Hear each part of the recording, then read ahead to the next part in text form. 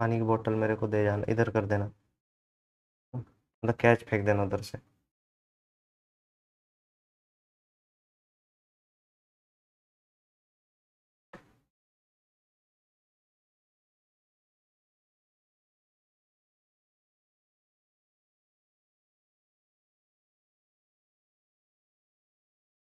Hello hello low low hello hello hello hello hello hello and good morning everyone. कैसे हैं आप लोग सभी? क्या हाल चाल? बढ़िया एकदम। एक बारी फटाफट कमेंट बॉक्स में बता दीजिए, क्या मैं आपको दिखाई और सुनाई दोनों एक साथ दे रहा हूं? तो एक बार क्लोरोफिल वाला दिल बना दीजिए। बहुत बढ़िया, बहुत ही बढ़िया, बहुत बढ़िया, बहुत बढ़िया। कैसे हैं आप लोग सभी? बढ़िया एकदम। क्या हाल चाल? कैसा हुआ टेस्ट संडे वाला? कैसा रहा संडे वाला टेस्ट? अरे बहुत बढ़िया। केमिस्ट्री बहुत बढ़िया। चलिए शुरू करें। मेरे को वो सब छोड़ो, मेरे को बस इतना बताओ कि केमिस्ट्री में समय कितना लगा, टाइम कितना लगा पूरा केमिस्ट्री का पेपर करने में, ये बता दो। छोड़ो सब कुछ, पूरे केमिस्ट्री के पेपर में कितना टाइम लगा बताइए।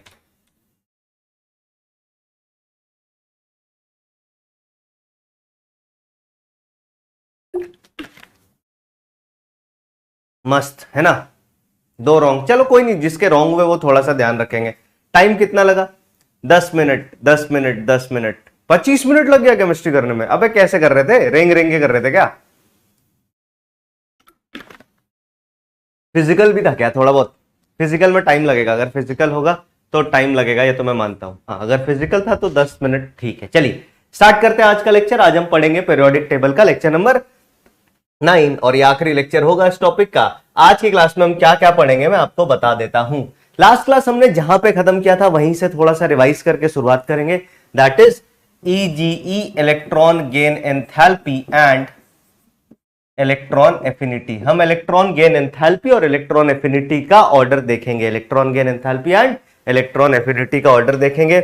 इसके बाद इन दोनों के ऑर्डर को करने के बाद फिर हम स्टार्ट करेंगे एक नया टर्म जिसका नाम है इलेक्ट्रोनेगेटिविटी। किसको पढ़ेंगे सर? इलेक्ट्रोनेगेटिविटी। और इसके बाद हम नेचर ऑफ ऑक्साइड्स देखेंगे, नेगेटिविटी। फिर हम नेचर ऑफ ऑक्साइड्स देखेंगे। क्या देखेंगे? Nature of oxides. और साथ ही साथ हम पीवाईक्यूज और कुछ प्रैक्टिस क्वेश्चंस भी करेंगे। साथ ही साथ हम पीवाईक्यूज एंड कुछ प्रैक्टिस क्वेश्चंस भी करेंगे। तो चलिए लास्ट क्लास का थोड़ा सा रिवीजन एक बार कर लेते हैं, फिर हम आगे बात करेंगे। लास्ट क्लास का थोड़ा सा रिवीजन एक बार हम कर लेते, फिर हम आगे बात करेंगे। लास्ट क्लास जाते जाते मैंने आपको जो बातें बताई थी उसको ध्यान से सुनिए एक बारी। थोड़ी देर के लिए चैट बंद करता हूं, उसको ध्यान से सुनिए, फिर हम आगे बात स्टार्ट करेंगे। इलेक्ट्रॉन गेन एंथैल्पी और इलेक्ट्रॉन एफिनिटी की बात की थी। डेफिनेशन डेफिनेशन मैंने लिखवाया था इलेक्ट्रॉन गेन एंथैल्पी का। This is the definition for electron gain enthalpy. और इलेक्ट्रॉन गेन एंथैल्पी का जो डेफिनेशन है वो क्या कहता है कि it is the energy required, it is the energy required to, है ना, enthalpy change when 1 mole of an isolated, मतलब एनर्जी रिक्वायर्ड किसी आइसोलेटेड एटम में एनर्जी चेंज 1 मोल इलेक्ट्रॉन को 1 मोल एटम में ऐड करने के लिए। ठीक है सर। तो इसमें हमने देखा कि हमारे पास एटम गैसेस स्टेट में होना चाहिए और साथ ही साथ आइसोलेटेड भी होना चाहिए, ऐसा नहीं कि मॉलिक्यूल के फॉर्म में हो। तो ये बातें हमने देख ली। फिर हमने आगे बात की थी कि सर अगर हम बात करें इसकी यूनिट भी वही होती, किलो जूल पर मोल, इलेक्ट्रॉन वोल्ट पर एटम। आगे अगर मैं चर्चा करूं तो सक्सेसिव इलेक्ट्रॉन गेन एंथैल्पी क्या होती है। किसी एटम को पहला इलेक्ट्रॉन देंगे तो उसको हम बोलेंगे क्या? उसको हम बोलेंगे EgE1।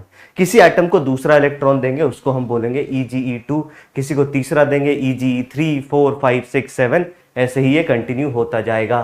फिर अगर हम बात करें order of successive electron gain enthalpies की, कि एक के बाद एक के बाद एक अगर हम बात करें, तो याद रखना जैसे जैसे दूसरा इलेक्ट्रॉन जुड़ता जाता है रिपल्शन बढ़ता है। बेसिकली न्यूक्लियस जो है ना इलेक्ट्रॉन को रोकता है कि अरे भैया हमारे घर में इतनी जगह नहीं है, इतने सारे इलेक्ट्रॉन मेहमान हम नहीं रख पाएंगे। तो क्या होता है सर? रिपल्शन बढ़ता है, तो इलेक्ट्रॉन को आना मुश्किल, और मुश्किल तो हमें एनर्जी देकर के इलेक्ट्रॉन को बुलाना पड़ता है। EgE1 की बात करें तो ये पॉजिटिव नेगेटिव दोनों हो सकता है। वहीं अगर हम EgE2 की बात करें और 3, 4, 5, 6 इन दिए तो हमेशा ही पॉजिटिव ही होगा सर, और पिछले वाले से ज्यादा भी वैल्यू में होगा।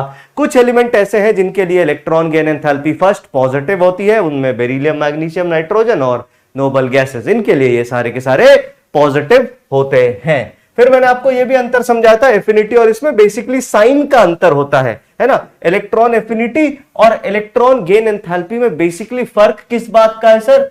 फर्क है इनमें साइन का। किसका? साइन का फर्क है सर, बस और बस साइन का फर्क है कि अगर कोई इलेक्ट्रॉन लेना चाहता है तो एफिनिटी पॉजिटिव और गेन एंथैल्पी नेगेटिव, क्योंकि प्रोसेस एक्सोथर्मिक होगा। इलेक्ट्रॉन लेकर के सामने वाली प्रजाति स्टेबल हो जाएगी। सर शुरू करें अब इसके बाद, यहीं से आज की कहानी शुरू करें क्या? बताइए, बोलिए, यहीं से आज की कहानी शुरू करें? अरे हाँ ना, कुछ तो बोल भाई। चलिए, तो अब हम देखेंगे कि कौन कौन से फैक्टर्स हैं, या अभी electron gain enthalpy, successive electron gain enthalpy पे एक सवाल करते हैं। सक्सेसिव इलेक्ट्रॉन गेन एंथैल्पी पे एक सवाल करें क्या? चलिए देखते हैं। क्वेश्चन है कि find the enthalpy change for given equation using following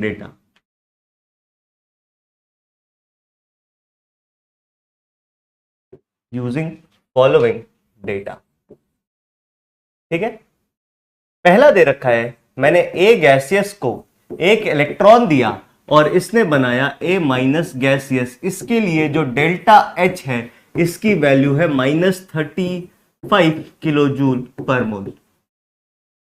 फिर मैंने बोला कि ए माइनस गैसियस जो है इसको मैंने एक इलेक्ट्रॉन दिया और इसने बनाया A-2 गैसियस। इसकी एंथैल्पी चेंज मेरे को नहीं पता है, यही हमें पता करना है। ऑप्शंस फॉर, इसको मैं ऐसा कर देता हूं, इसको डेल्टा H1 बोल देता हूं, उसको डेल्टा H2 बोल देता हूं। The value of delta H2 can be, the value of delta H2 can be option 1 -50 kilo joule per mole, option 2 +30 kilo joule per mole, option 3 +50 kilo joule per mole, and option 4 +20 kilo joule per mole. चलिए बताइए, देखें इसका क्या answer आप देते हैं। आपका समय शुरू होता है अब। बताइए फटाफट कि क्या होगा इसका आंसर। सर मेरे फिजिक्स में ही गए स्कोर।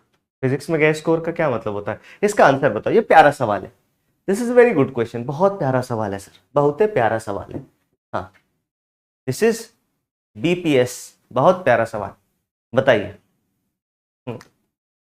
DC1, बहुत बढ़िया। और बताओ।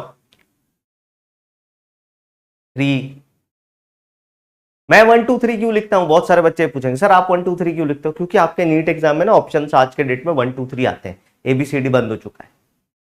चलिए, तो इसको कैसे करेंगे सर? तो सुनना मेरी बात, इसको कैसे करेंगे? आपको RBI बताया था क्या कि सर ये वाला जो है ना, ये EGE1 है, ये EGE2 है। सबसे पहली बात, EGE1 तो पॉजिटिव नेगेटिव हो सकता है, बट EGE हमेशा पॉजिटिव होगा, और पॉजिटिव होने का मतलब है ये ऑप्शन फर्जी है ना, ये ऑप्शन फर्जी। तो एक ऑप्शन ऐसे ही फेंक के मार दिया। दूसरा पॉइंट, सर हमने ये भी लिखा था RBI में कि सर ध्यान रखना, EGE1 का mod is greater than EGE2 का मॉड। ये भी तो लिख रखा था यार, बोल हाँ या ना। क्या ये बात हमने लिखी थी? कि सर EGE1 से तो ज्यादा ही वैल्यू होगी, EGE1 से तो ज्यादा ही वैल्यू होगी EGE2 की, EGE1 से तो ज्यादा ही वैल्यू होगी। इसमें से -35 को पॉजिटिव करेंगे तो आएगा +35।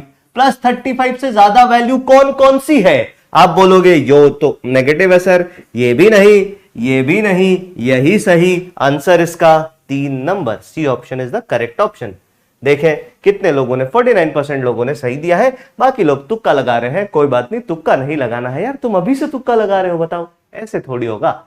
हाँ, ऋतिक, रतनदीप, फिर राहुल, अरुण और रोंग फुकान, बहुत बढ़िया, बहुत ही बढ़िया, बहुत है बढ़िया। कुछ डाउट देख लेते हैं कि भैया का डाउट आ रहे हैं आपके।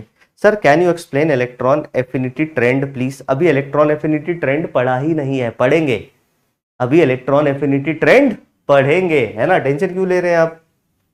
सर आरबीआई का मतलब क्या है, आरबीआई का मतलब है reserve bank of India. Sir test 18 question क्यों, 18 क्वेश्चन क्यों नहीं समझा, एसर्शन रीजन वाला क्वेश्चन गलत हो गया सर, कोई बात नहीं, अब धीरे धीरे सही करेंगे, है ना। सर पिछले लेक्चर में जो ग्राफ बताया था वो समझ नहीं आया था सर, प्लीज रिपीट कर दीजिए। पिछले लेक्चर में ग्राफ कौन सा बताया था, पिछले लेक्चर में ग्राफ बता के समझा नहीं रहा था। सुनो सुनो सुनो, तुम लोग ना यही गलत करते हो, तुम लोग क्या करते हो, आप में से बहुत सारे लोग क्या करते हैं, लेक्चर नहीं देखेंगे, वो सीधा नोट्स कॉपी कर लेंगे और सोचेंगे नोट्स पढ़ के हम तो सीख जाएंगे क्योंकि हम तो बहुत विद्वान हैं। अब उनको ग्राफ का कॉन्टेक्स्ट नहीं पता, ग्राफ में मैंने बस वैल्यूज दिखाई थी, वो ग्राफ कुछ भी नहीं थे, ये जितने के जितने ग्राफ थे ना ये बस वैल्यूज थी कि हमने जो ऑर्डर पढ़ा है ना उनको मैच कर रहे थे। ये सारे ऑर्डर हमने जो पढ़े हैं ना कि जैसे मान लो एटॉमिक रेडियस की नीचे जाते तो बढ़ता है, फ्लोरीन से ज्यादा क्लोरीन का, क्लोरीन से ज्यादा ब्रोमीन का, ब्रोमीन से ज्यादा आयोडीन का, मैंने आपको वैल्यू दिखा के मैच करवा दिया कि देख जो बात हम कर रहे थे वो बिल्कुल सही है, जो बात हम कर रहे थे वो बिल्कुल सही है। सेम यहां पे भी हम जो बातें कर रहे थे वो बिल्कुल सही है, बस ये सारी चीजें हमने आपको बताई। चलिए इसके बाद आगे बढ़ते हैं, ये सवाल कर लिया। अब एक सवाल और आता है, एक सवाल और आता है, जेई मेंस में भी पूछा है, नीट में भी ये सवाल पूछता है, जेई मेंस में पूछ चुका है, नीट में भी ये सवाल कभी भी आ सकता है। वो क्या है, देखिए सुनिए ध्यान से, सुनिएगा ध्यान से। क्वेश्चन है कि फॉर, है ना, select the correct statement, select the correct, लिखते जाइए सवाल अपनी कॉपी पे, बहुत प्यारा सवाल है। Correct statement among following, among following, ठीक है, क्या क्या है देखो, हम 3 प्रोसेस दे रहे हैं। सबसे पहला, ओ गैसियस ने 1 इलेक्ट्रॉन गेन किया, इसने बनाया O माइनस गैसियस, यह है इक्वेशन रिएक्शन 1।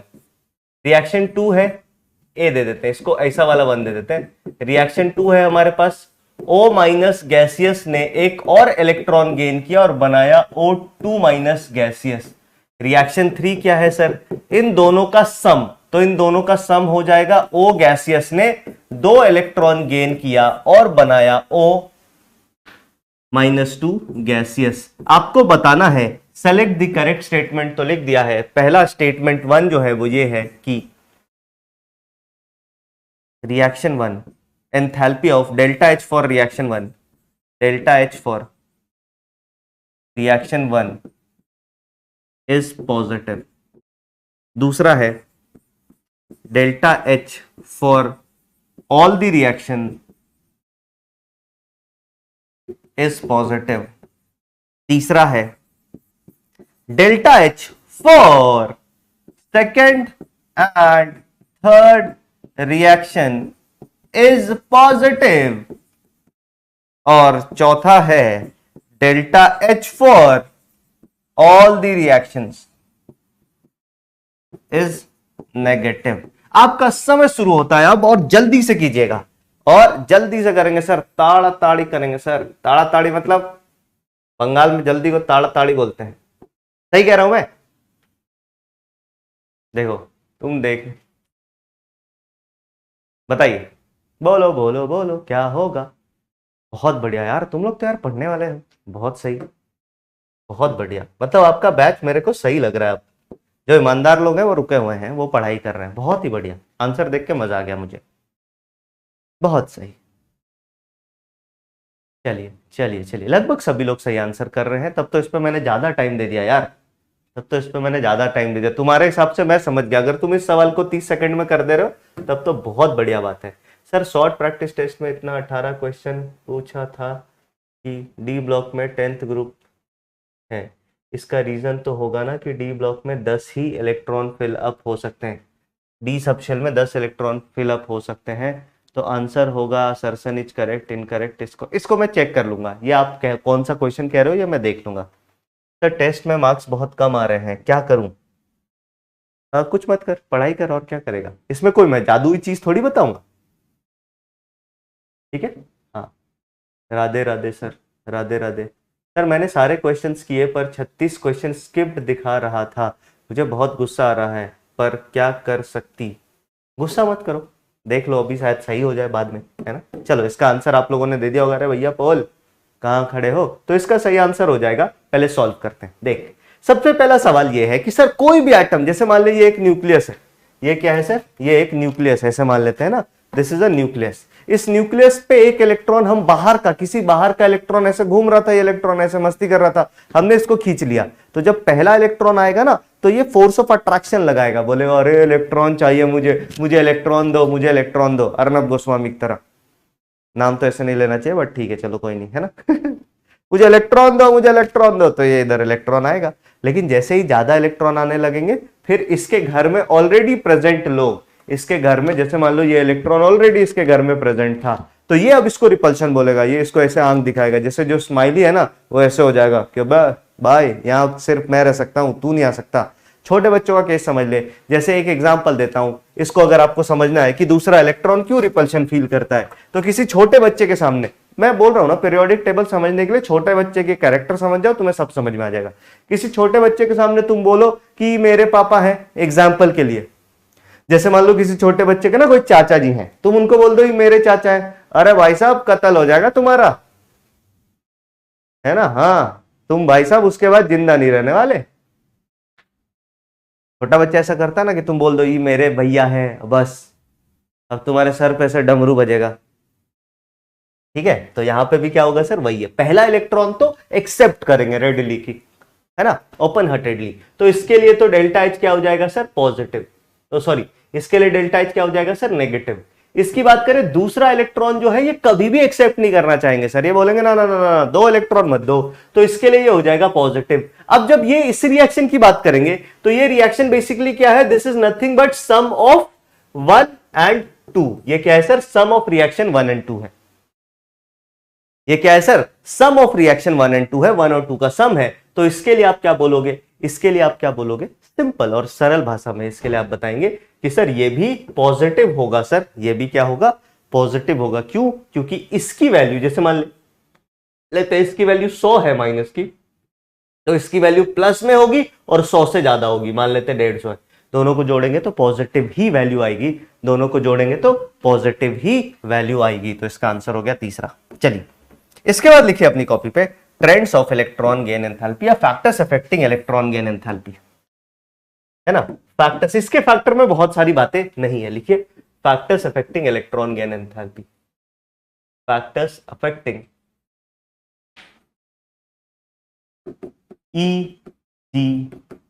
ईजीई को इफेक्ट करने वाले फैक्टर। सबसे पहला फैक्टर इसमें क्या लिख लो, जेड इफेक्टिव। अब आप मेरे को बताओगे इंक्रीज या डिक्रीज, ये तुम कमेंट बॉक्स में करोगे, तुम कमेंट बॉक्स में करोगे। सबसे पहले बताओ, अगर मैं कहता हूं सर कि Z इफेक्टिव इसको इफेक्ट करता है, इफेक्टिव न्यूक्लियर चार्ज अगर बढ़ रहा है, तो इलेक्ट्रॉन गेन एंथैल्पी क्या होगी, इंक्रीज करेगी या डिक्रीज करेगी। फिर एक बात, मैं इलेक्ट्रॉन गेन एंथैल्पी का मॉड की बात कर रहा हूं sir, only I am talking only about value, I am talking only about value, है ना। अच्छा, इसका आंसर क्या हो गया, इसका आंसर क्या हो गया था, 3।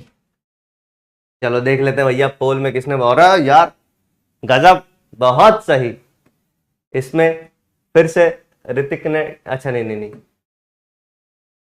अच्छा ये तो ओवरऑल बताएगा ना, लीडर बोर्ड अभी कौन चल रहा है, वही सारे लोग हैं जो पहले आंसर दे रहे थे। इसमें आरका मित्रा जी की एंट्री हुई है, कनिष्का जी की एंट्री हुई है, रोंग फुकान अभी भी है, अरुण भाई अभी भी है। बहुत बढ़िया, बहुत ही बढ़िया, बहुत सारे लोग 2-2 सही कर रहे हैं। चलिए आगे बात करते हैं, ये क्या होगा बताओ। तो Z इफेक्टिव अगर बढ़ रहा है, Z इफेक्टिव अगर बढ़ रहा है तो इलेक्ट्रॉन गेन एंथैल्पी भी बढ़ेगी। क्यों, क्योंकि इलेक्ट्रॉन रेडिली एक्सेप्ट होगा, तो आप बोलोगे इसकी वैल्यू भी बढ़ेगी। नेगेटिव पॉजिटिव साइन की बात नहीं कर रहे हैं हम, सिर्फ और सिर्फ इसमें बात कर रहे हैं। चलिए दूसरे नंबर की बात कर लेते हैं सर। दूसरा नंबर है, अगर कभी भी साइज बढ़ रहा होगा, ये बताओ, अगर कभी भी साइज बढ़ रहा होगा, मतलब न्यूक्लियस से इलेक्ट्रॉन, आने वाला इलेक्ट्रॉन बहुत दूर है, तो क्या इलेक्ट्रॉन खींचेगा कि नहीं खींचेगा, क्या इलेक्ट्रॉन खींचेगा कि नहीं खींचेगा। आप बोलोगे सर साइज बहुत बड़ा है, तो इलेक्ट्रॉन गेन एंथैल्पी जनरली क्या हो जाएगी, बोलो कम हो जाएगी सर। साइज बढ़ते जाएगा, इलेक्ट्रॉन गेन एंथैल्पी घटते जाएगी। आगे बात करते हैं, ये हो गया फैक्टर्स। इस पे और भी फैक्टर है, एक फैक्टर और आप लिख सकते हो, इलेक्ट्रॉनिक कॉन्फ़िगरेशन, बट इसके फैक्टर्स ना बहुत प्रीडोमिनेंट नहीं होते। एक फैक्टर और आप लिख सकते हो electronic configuration. Electronic configuration, electronic configuration क्या कहता है सर? ये बस यही बात है कि half filled and fully filled configurations are extra stable. क्या कहता है कि half and fully filled, half and fully filled configurations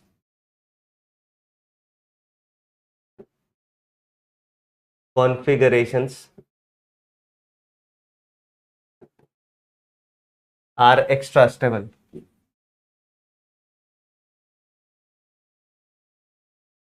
ये दोनों एक्स्ट्रा स्टेबल होते हैं, ये दोनों ज्यादा स्टेबल होते हैं सर, बस। अब हम चलते हैं trend of electron gain enthalpy in periodic table, है ना? लिखिए trend of easy in modern periodic table, in modern periodic table. तो सबसे पहली बात ये याद रखना कि इलेक्ट्रॉन गेन एंथैल्पी की जो हम बात करेंगे वो मॉड में करेंगे, है ना, पहली बात। और दूसरी चीज ये ध्यान रखना कि इलेक्ट्रॉन गेन एंथैल्पी की चर्चा, इलेक्ट्रॉन गेन एंथैल्पी की चर्चा डी ब्लॉक एफ ब्लॉक के लिए नहीं होती है। ये मोस्टली हम किसके लिए करते हैं सर? तो ये इलेक्ट्रॉन गेन एंथैल्पी मोस्टली जो है वो नॉन मेटल्स के लिए देखी जाती है। मोस्टली किसके लिए देखी जाती है सर? नॉन मेटल्स के लिए मोस्टली। इसी के लिए हम डी ब्लॉक की चर्चा इसमें करेंगे ही नहीं, क्योंकि डी ब्लॉक वाले तो एकदम परफेक्ट मेटल होते हैं सर। डी ब्लॉक वाले कैसे मेटल होते हैं? एकदम परफेक्ट मेटल होते हैं, ठीक है, एकदम परफेक्ट मेटल होते हैं। चलिए, तो अगर हम बात करें ट्रेंड क्या होगा, तो इसमें नॉर्मल ट्रेंड है सबसे पहला। जब हम लेफ्ट टू राइट जाते हैं तो लेफ्ट टू राइट हम किधर जा रहे हैं सर? पीरियड में मूव कर रहे हैं। कहां पे मूव कर रहे हैं? पीरियड में। जब हम लेफ्ट टू राइट जा रहे हैं, पीरियड में मूव कर रहे हैं, तो यहां पे आप लिख लो इट जनरली, मॉड जो है इसका generally increases with irregular trend, है ना, increases with few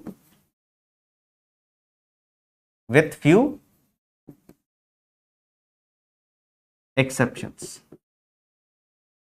few exceptions कहां पे आएगा सर? तो नाइट्रोजन में आएगा, बेरिलियम में आएगा, मैग्नीशियम में। इन सब जगह पे आपको ध्यान रखना पड़ेगा, इन सब जगह में आपको ध्यान रखना पड़ेगा। और वहीं अगर हम बात करें किसकी सर? अगर वहीं हम बात करें top to bottom, T to B, top to bottom हम कहां पे जा रहे हैं सर? तो आप बोलोगे टॉप टू बॉटम में ग्रुप में जा रहे हैं, और ग्रुप में इसकी वैल्यू क्या होती है? डिक्रीजेस, डिक्रीजेस इन जनरल, है ना, ऐसे लिख लो, in general decreases, in general decrease. Group में इसकी वैल्यू इन जनरल डिक्रीज करती है, ग्रुप में इसकी वैल्यू इन जनरल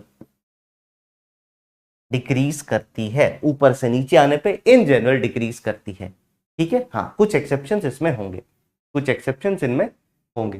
चलिए फटाफट इसको कॉपी करके एक बारी सीक्वल बता दीजिए, फिर हम अगले पेज पे चलते हैं। फटाफट इसको कॉपी करके सीक्वल बता दीजिए, फिर हम अगले पेज पे चलते हैं। बताइए फटाफट कॉपी करके सीक्वल बता दीजिए। ये पी और एस ब्लॉक के लिए है, डी ब्लॉक के लिए तो निकालते ही नहीं है। ये पी और एस ब्लॉक के लिए है, डी ब्लॉक के लिए तो इसको पता भी नहीं करते। हम बोले जा, तेरे को पता भी नहीं करेंगे, तेरे को पता भी नहीं करेंगे। चलिए अगले पेज पे चलते हैं। इसके बाद अगर मैं बात करूं तो ये एनसीईआरटी का टेबल है। ये क्या है सर? एनसीईआरटी का टेबल, जिसमें ग्रुप 1, ग्रुप 16, ग्रुप 17 और ग्रुप 0, मतलब ग्रुप 18 कह सकते हो इसको, इनके बारे में चर्चाएं कर रखी हैं, इनके बारे में चर्चाएं कर रखी है। इसी को देख करके हम समझेंगे कि बेसिक ट्रेंड क्या है। कभी भी इसमें पीरियड में आपसे ट्रेंड पूछेगा नहीं, हमेशा याद रखना। इसके सवाल मैं आपको पहले ही प्रेडिक्ट कर देता हूं। इससे रिलेटेड अगर सवाल आएंगे तो क्या क्या आ सकते हैं याद रखना, याद रखना क्या क्या सवाल आ सकते हैं ट्रेंड से रिलेटेड। ट्रेंड से रिलेटेड सवाल जब भी पूछा है, only and only group 16 and 17 से पूछा है सर, सिर्फ और सिर्फ 16 17 से पूछा है। एक ट्रेंड इसमें बदला था 2023 के अंदर, लेकिन आपके में भी नहीं, जेई मेंस में ग्रुप 18 का भी ट्रेंड पूछा था 2023 में। ग्रुप 18 का 2023 में ग्रुप 18 का ट्रेंड पूछा था, बस 2023 में, बस 2023 में ग्रुप 18 का ट्रेंड पूछा था। एक बारी मैं आपको ट्रेंड लिखा दे रहा हूं, इस टेबल को देख करके अपन ट्रेंड लिखेंगे, ध्यान दीजिएगा। हम बात करेंगे mod of electron gain enthalpy का। तो कुछ आरबीआई लिख रहा हूं, उसको ध्यान से सुनना। लिखो hashtag RBI, hashtag RBI. RBI में सबसे पहला और सबसे इंपॉर्टेंट पॉइंट ये लिखो कि अगर हम बात कर रहे हैं पी ब्लॉक की, in P block, in P block mod of electron gain enthalpy for P2 element is always less than, है ना, that of period 3 element। ये एक घपला हमेशा देखने को मिलेगा, मतलब पीरियड 3 की वैल्यू बढ़ेगी, और ये एक एक्सेप्शनल ट्रेंड है, ये एक एक्सेप्शनल ट्रेंड है सर, और ये हर बार है सर, हर पी ब्लॉक में आपको ऐसा देखने को मिलेगा। ये एक एक्सेप्शनल ट्रेंड है जो हर बार आपको ऐसा देखने को मिलेगा। कैसे? सुनिए और समझिए, कैसे? सुनिए और समझिए ध्यान से। देखिए, अगर हम बात करें सर ग्रुप 16 की, तो ग्रुप 16 में सबसे पहले आया ऑक्सीजन, फिर आया सल्फर, सेलेनियम, टेलुरियम और पोलोनियम।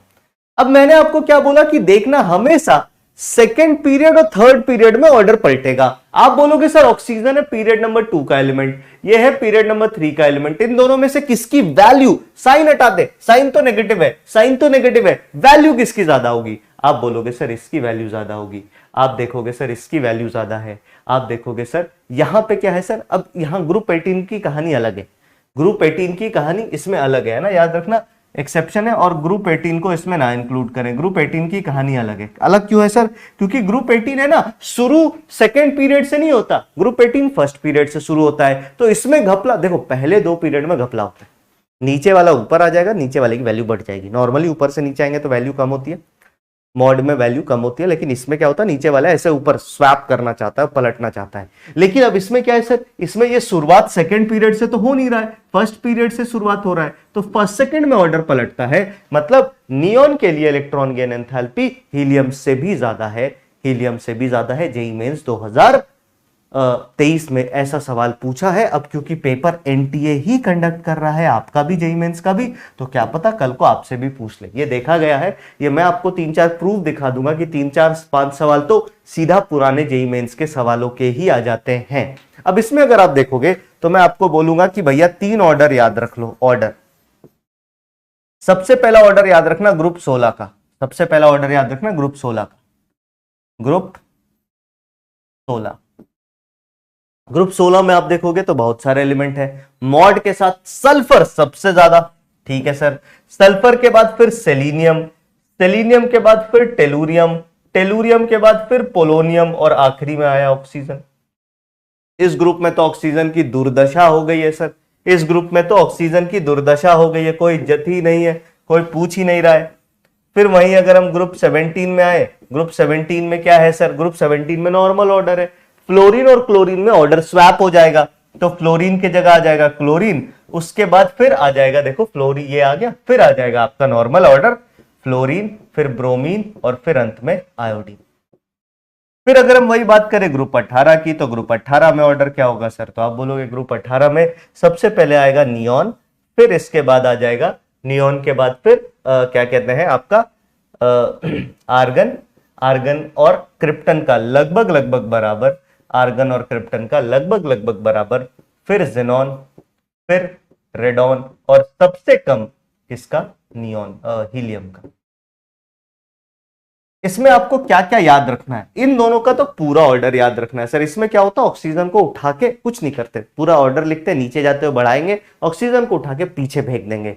फिर अगर हम इसकी बात करें, इसमें क्या करेंगे सर, फ्लोरीन क्लोरीन में फ्लोरीन को उठा के पीछे फेंक देंगे। क्यों फ्लोरीन को उठा के पीछे फेंकेंगे, इसके पीछे कहानी है सर, इसके पीछे कहानी है, उस कहानी को सुनते हैं। एक बार इसको कॉपी कर लीजिए, मैं आपको बता देता हूं, इन 3 ऑर्डर के अलावा बाकी कुछ नहीं आपसे पूछा जाएगा, बाकी सभी जगह ट्रेंड वही नॉर्मल होता है जो हमने लिखा है। बस कुछ एलिमेंट का पॉजिटिव होता है, वो ध्यान रखना, कुछ एलिमेंट का पॉजिटिव होता है, वो ध्यान रखना। अभी मैं इसको पूरा समझा दूंगा कि सर ऐसा क्यों हुआ, वाई दिस काइंड ऑफ क्या कहते हैं ऑर्डर इज देयर, ये आपको समझाऊंगा, टेंशन मत लो। अभी तो मैंने लिखवा दिया, हमारे पास टेबल था, टेबल के सामने लिखवा दिया। ये ऑर्डर अपनी कॉपी पे 3-4 बार लिख लेना। हाँ, कुछ बच्चे सही आंसर भी कर रहे हैं, कुछ बच्चे सही आंसर भी कर रहे हैं। अब देख, ये है हमारा ऑक्सीजन एटम, है ना, जिसके पास 2 शेल है। पहले शेल में 1 2, दूसरे में 3 4 5 6 7 और 8, टोटल मतलब 8 इलेक्ट्रॉन है, ये ऑक्सीजन एटम है। दूसरा हमारे पास क्या है सर? दूसरा हमारे पास एक सल्फर एटम है। सल्फर एटम के पास भी इलेक्ट्रॉनिक कॉन्फ़िगरेशन ऐसा ही है, लेकिन बस साइज थोड़ी सी बड़ी है सर। तो इसके पास 1 2, फिर 1 2 3 4 5 6 7 8, 1 2 3 4 5 6 7 8, और इधर 1 2 3 4 5 और 6। अब जो मैं कह रहा हूं उसको ध्यान से सुनना सर, इसको समझो सर, इसको समझो कि ये एक घर है, ये एक बंदे का घर है जिसमें टोटल कितने लोग रहते हैं? ये एक बंदे का घर है जिसमें टोटल 8 लोग रहते हैं, और ये एक 2 BHK घर है। कितने का घर है सर? 2 BHK का घर है, मतलब इसके पास 2 कमरे हैं सर। इसके पास कितने कमरे हैं? 2 कमरे हैं, 2 रूम है सर। अब 2 रूम में 8 लोग रह रहे हैं, 2 कमरों में 8 लोग रह रहे हैं, ठीक है, 2 कमरों में 8 लोग रह रहे हैं, और एक इलेक्ट्रॉन को यहां से आना है। न्यूक्लियस तो चाहता है कि इलेक्ट्रॉन आए, न्यूक्लियस क्या चाहता है? इलेक्ट्रॉन आए, लेकिन ये बाकी सारे लोग नहीं चाहते। जैसे मान लो, ऐसा मान लेते एग्जांपल के लिए कि ये तुम्हारे कोई ऐसे मामा जी हैं जो पढ़ाई की बहुत ज्यादा बात करते हैं, जो पढ़ाई वढ़ाई की बहुत ज्यादा बात करते हैं, है ना, जो पढ़ाई लिखाई की बहुत ज्यादा बात करते हैं, तंग करते रहते हैं। और ये सारे बच्चे हैं, बहुत सारे बच्चे हैं मान लो इस घर में, तो ये तो नहीं चाहेंगे ना कि मामा जी आए। मामा जी आएंगे तो सवाल पूछेंगे, ये इधर उधर ऐसे वैसे, है ना। हाँ देखो, एक बच्चा, मैं उसको अभी वार्न कर देता हूँ, एक बच्चा है जिसका नाम है श्रवण कुमार शाह। भाई ऐसे फालतू काम मत कर, है ना, ऐसे फालतू काम मत कर, पढ़ाई कर ले। अगर अभी मैसेजेस आना चालू रहे तो परमानेंट ब्लॉक होगा। परमानेंट ब्लॉक का मतलब समझता है ना, बैच में कोई बैच का एक्सेस तेरे से सब छीन लिया जाएगा। हाँ, बस एक ही बार बोलूंगा, अब मैसेज आया तो देख अभी तू, ठीक है। तो हम आगे बात करते हैं। उसके बाद मैंने क्या कहा कि इधर से इलेक्ट्रॉन जो है ना, ये एंटर आएगा, इधर से इलेक्ट्रॉन अंदर आया, और जैसे ही इलेक्ट्रॉन आएगा, जैसे ही इलेक्ट्रॉन आएगा, उसमें क्या होगा? ये सभी रिपल्शन, इतने सारे इलेक्ट्रॉन रिपल्शन करेंगे, इतने सारे इलेक्ट्रॉन रिपल्शन करेंगे। आप बोलोगे कि इलेक्ट्रॉन तो यहां से भी रिपल्शन करेंगे सर, इलेक्ट्रॉन तो यहां से भी रिपल्शन करेंगे, इलेक्ट्रॉन इलेक्ट्रॉन अगर बाहर से इस पे भी आएगा, इलेक्ट्रॉन रिपल्शन करेंगे। लेकिन ये वाला घर क्या है सर? ये वाला एटम थोड़ा साइज में क्या है? ये साइज इसका लार्ज है। साइज लार्ज होने के कारण ना, अबे बड़ा कमरा है, बड़े हॉल है, तो उसमें 2 चीजें हो सकती हैं। क्या? कि आप लोगों को अकोमोडेट कर सकते हो, कुछ इधर उधर, कुछ इधर उधर, आप क्या कर सकते हो? चीजों को सेट कर सकते हो। तो मैं आपसे जो सीधा सवाल ये पूछ रहा हूं कि इसमें इलेक्ट्रॉन रखना ज्यादा आसान है या इसमें इलेक्ट्रॉन रखना ज्यादा आसान है जिसका साइज थोड़ा ज्यादा बड़ा है? तो आप ऑब्वियसली बोलोगे सर इसमें इलेक्ट्रॉन आना ज्यादा इजी है। इस वजह से इसमें आना ज्यादा इजी, तो इस वजह से इसमें एनर्जी रिलीज जो है वो ज्यादा होगी। क्या? एनर्जी रिलीज जो है वो इसमें ज्यादा होगी। ये जैसे मान लो सल्फर एटम है, ये ऑक्सीजन एटम था, एनर्जी रिलीज ज्यादा, तो डेल्टा एच की वैल्यू यहां पे क्या होगी सर? ज्यादा नेगेटिव, है ना, ज्यादा नेगेटिव, या फिर हम कह सकते हैं मॉड ईजी, है ना, ईजी की वैल्यू ज्यादा नेगेटिव होगी, और हम कह सकते हैं mod of electron gain enthalpy क्या हो जाएगी भैया? तो आप बोलोगे mod of electron gain enthalpy इसके लिए ज्यादा पॉजिटिव हो जाएगी, ज्यादा पॉजिटिव। समझ में आई बात? बताओ। हाँ बिल्कुल, लार्ज, साइज इसका लार्ज है, साइज लार्ज होने के कारण ऐसा हमें देखने को मिल रहा है। फटाफट इसको कॉपी कर लो, इसके बारे में लिख लो कि this is only due to larger size, है ना, this is only due to larger size. इनके पास डी ब्लॉक भी खाली होता है, ये भी है, इनके पास डी सबसेल भी खाली होता है।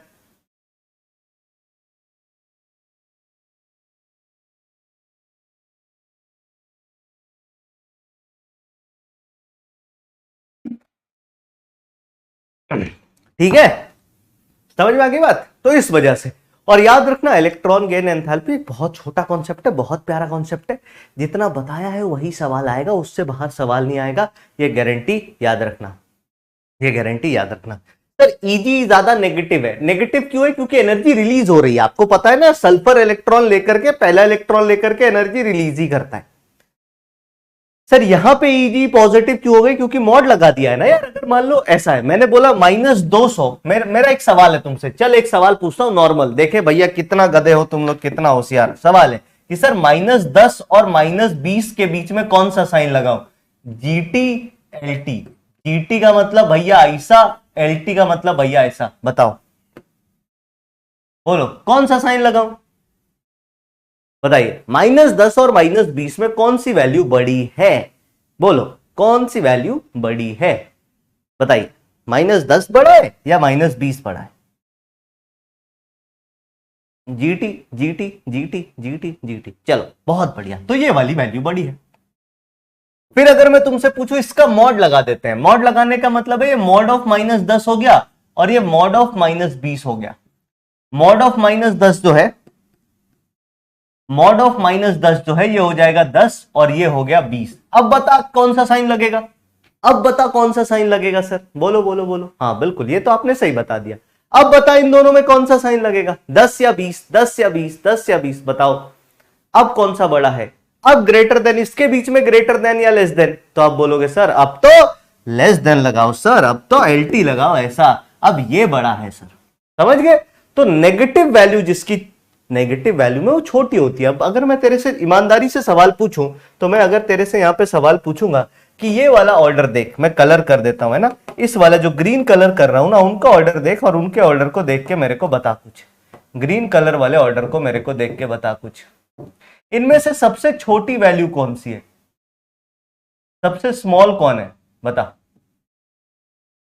इनमें से सबसे स्मॉल कौन सा है? कौन से एटम के लिए ये वैल्यू सबसे स्मॉलेस्ट आ रही है? सबसे छोटी वैल्यू किसके लिए आ रही है? साइन के साथ देख के बताना सबसे छोटी वैल्यू कौन सी है। तो आप बोलोगे सर देखो हमारे पास जो वैल्यूज है ना, हमारे पास जो वैल्यूज है वो कितनी है सर? -328, फिर -349, फिर -325, फिर -295, फिर -270। तो सबसे छोटी वैल्यू इनमें से कौन सी है? सबसे छोटी वैल्यू क्लोरीन की है। लेकिन आप तो बोल रहे हो सर कि क्लोरीन के लिए वैल्यू सबसे ज्यादा है, इसी के लिए हम जब भी कंपेयर करते हैं हम साइन हटा करके हम मॉड ऑफ Eg कंपेयर करना पसंद करते हैं, क्योंकि साइन के चक्कर में ना भैया गड़बड़ हो जाता है मामला, है ना? समझ रहे हो? साइन के चक्कर में मामला कई बार गड़बड़ हो जाता है, तो इसको बचाने के लिए हम क्या करते हैं? मॉड कंपेयर करते हैं। समझ गए होगे ये बात? चलिए अब आगे बढ़ते हैं अगले पीरियोडिक प्रॉपर्टी की तरफ। लिखिए अगला पीरियोडिक प्रॉपर्टी इलेक्ट्रोनेगेटिविटी। लिखिए the next periodic property is electronegativity. और अगर हम इलेक्ट्रोनेगेटिविटी जिसको हम En से रिप्रेजेंट करेंगे इसकी बात करते हैं तो ये क्या होता है? सबसे पहला सवाल तो है व्हाट इज इलेक्ट्रोनेगेटिविटी। सबसे पहला सवाल है, मॉड कंपेयर करते हैं, बिल्कुल सही कह रहे हो। सबसे पहला सवाल आपसे पूछेगा और सबसे पहला कंफ्यूजन जो बच्चों को होता है, सबसे पहली चीज जो आप गड़बड़ाते हो वो क्या है सर? कि इलेक्ट्रोनेगेटिविटी होती क्या है और इलेक्ट्रोनेगेटिविटी और इलेक्ट्रॉन गेन एंथैल्पी में फर्क ही क्या है सर? व्हाट इज इलेक्ट्रोनेगेटिविटी और इलेक्ट्रोनेगेटिविटी और इलेक्ट्रॉन गेन एंथैल्पी में फर्क ही क्या है? ये सबसे पहला सवाल आपसे पूछा जाएगा, सबसे पहला फर्स्ट एंड फॉरमोस्ट सवाल। तो इलेक्ट्रोनेगेटिविटी क्या होती है सर? सुनिएगा, it is a property of a bonded atom, है ना? It is property of a bonded atom, property of a bonded atom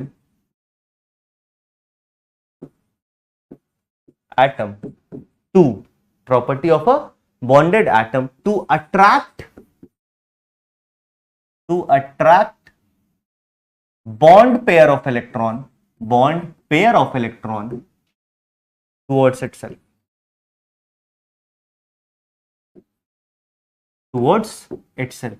इसका मतलब क्या है सर? ये बॉन्ड पेयर ऑफ इलेक्ट्रॉन को अपनी तरफ खींचने को, बॉन्ड पेयर ऑफ इलेक्ट्रॉन को, शेयर्ड पेयर ऑफ इलेक्ट्रॉन को अपनी तरफ खींचने की बात करते हैं। अभी तक हमने पढ़ा था आयोनाइजेशन एंथैल्पी, हमने बोला भैया आइसोलेटेड एटम होना चाहिए। हमने पढ़ा इलेक्ट्रॉन गेन एंथैल्पी, हमने बोला आइसोलेटेड एटम होना चाहिए। हम पढ़ रहे हैं क्या? इलेक्ट्रोनेगेटिविटी। हम कह रहे हैं आइसोलेटेड एटम जैसी चीज नहीं चाहिए मेरे को तो बॉन्डेड एटम लाके दो। मेरे को बॉन्डेड एटम ला करके दो, बॉन्डेड एटम ला करके दो। समझ गए मेरी बात? क्लियर है? हाँ, तो इसका मतलब क्या है सुनिएगा। इसका मतलब सिंपल ये है कि ये एक ऐसी प्रॉपर्टी है जो बॉन्डेड एटम में इलेक्ट्रॉन को अपनी तरफ खींचने की टेंडेंसी बताती है। जैसे एग्जांपल के लिए अगर मान लो मैं हाइड्रोजन और फ्लोरीन के बीच में बॉन्ड बनाऊं तो ऐसा देखा गया है, नॉर्मल अगर मैं सोचूं तो मेरे को यह लगेगा ना कि ये दो इलेक्ट्रॉन हाइड्रोजन और फ्लोरीन के बीच वाले एकदम बीचों बीच होने चाहिए थे, इनके होने तो एकदम बीचों बीच चाहिए थे क्योंकि बॉन्ड पेयर ऑफ इलेक्ट्रॉन है। लेकिन यहां पे देखा यह गया कि ये इलेक्ट्रॉन बीचों बीच ना हो करके फ्लोरीन की तरफ खिसके होते हैं। तो अब फ्लोरीन ने क्या किया सर, बॉन्ड पेयर इलेक्ट्रॉन पे फ्लोरीन ने क्या किया sir, bond pair of electron को अपनी तरफ खींचा, अपनी तरफ खींचा, है ना, बॉन्ड पेयर ऑफ इलेक्ट्रॉन को अपनी तरफ खींचा। तो बेसिकली ये क्या बताता है, बेसिकली ये क्या बताता है, सुनिए ध्यान से, थोड़ी देर के लिए चैट बंद करते हैं और फटाफट एक बारी कॉपी करते हैं कि ये बताता क्या है। तो बेसिकली ये बताता है कि अगर कोई एटम, है ना, अगर कोई atom, if any atom is more electronegative En, है ना, देन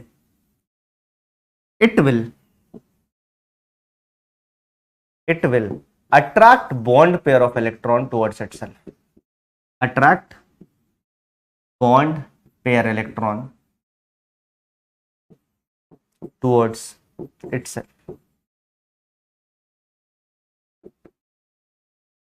ये बॉन्ड पेयर ऑफ इलेक्ट्रॉन को अपनी तरफ खींचता है, ये बॉन्ड पेयर ऑफ इलेक्ट्रॉन को क्या करता है, अपनी तरफ खींचता है। समझ लो, फिर से रिपीट कर रहा हूं, अगर कोई एटम ज्यादा इलेक्ट्रोनेगेटिव है तो वो बॉन्ड पेयर ऑफ इलेक्ट्रॉन को अपनी तरफ खींच के रखता है। यही सीन यहां पे भी है, ये अपनी तरफ इसको खींच के रखे हुए है।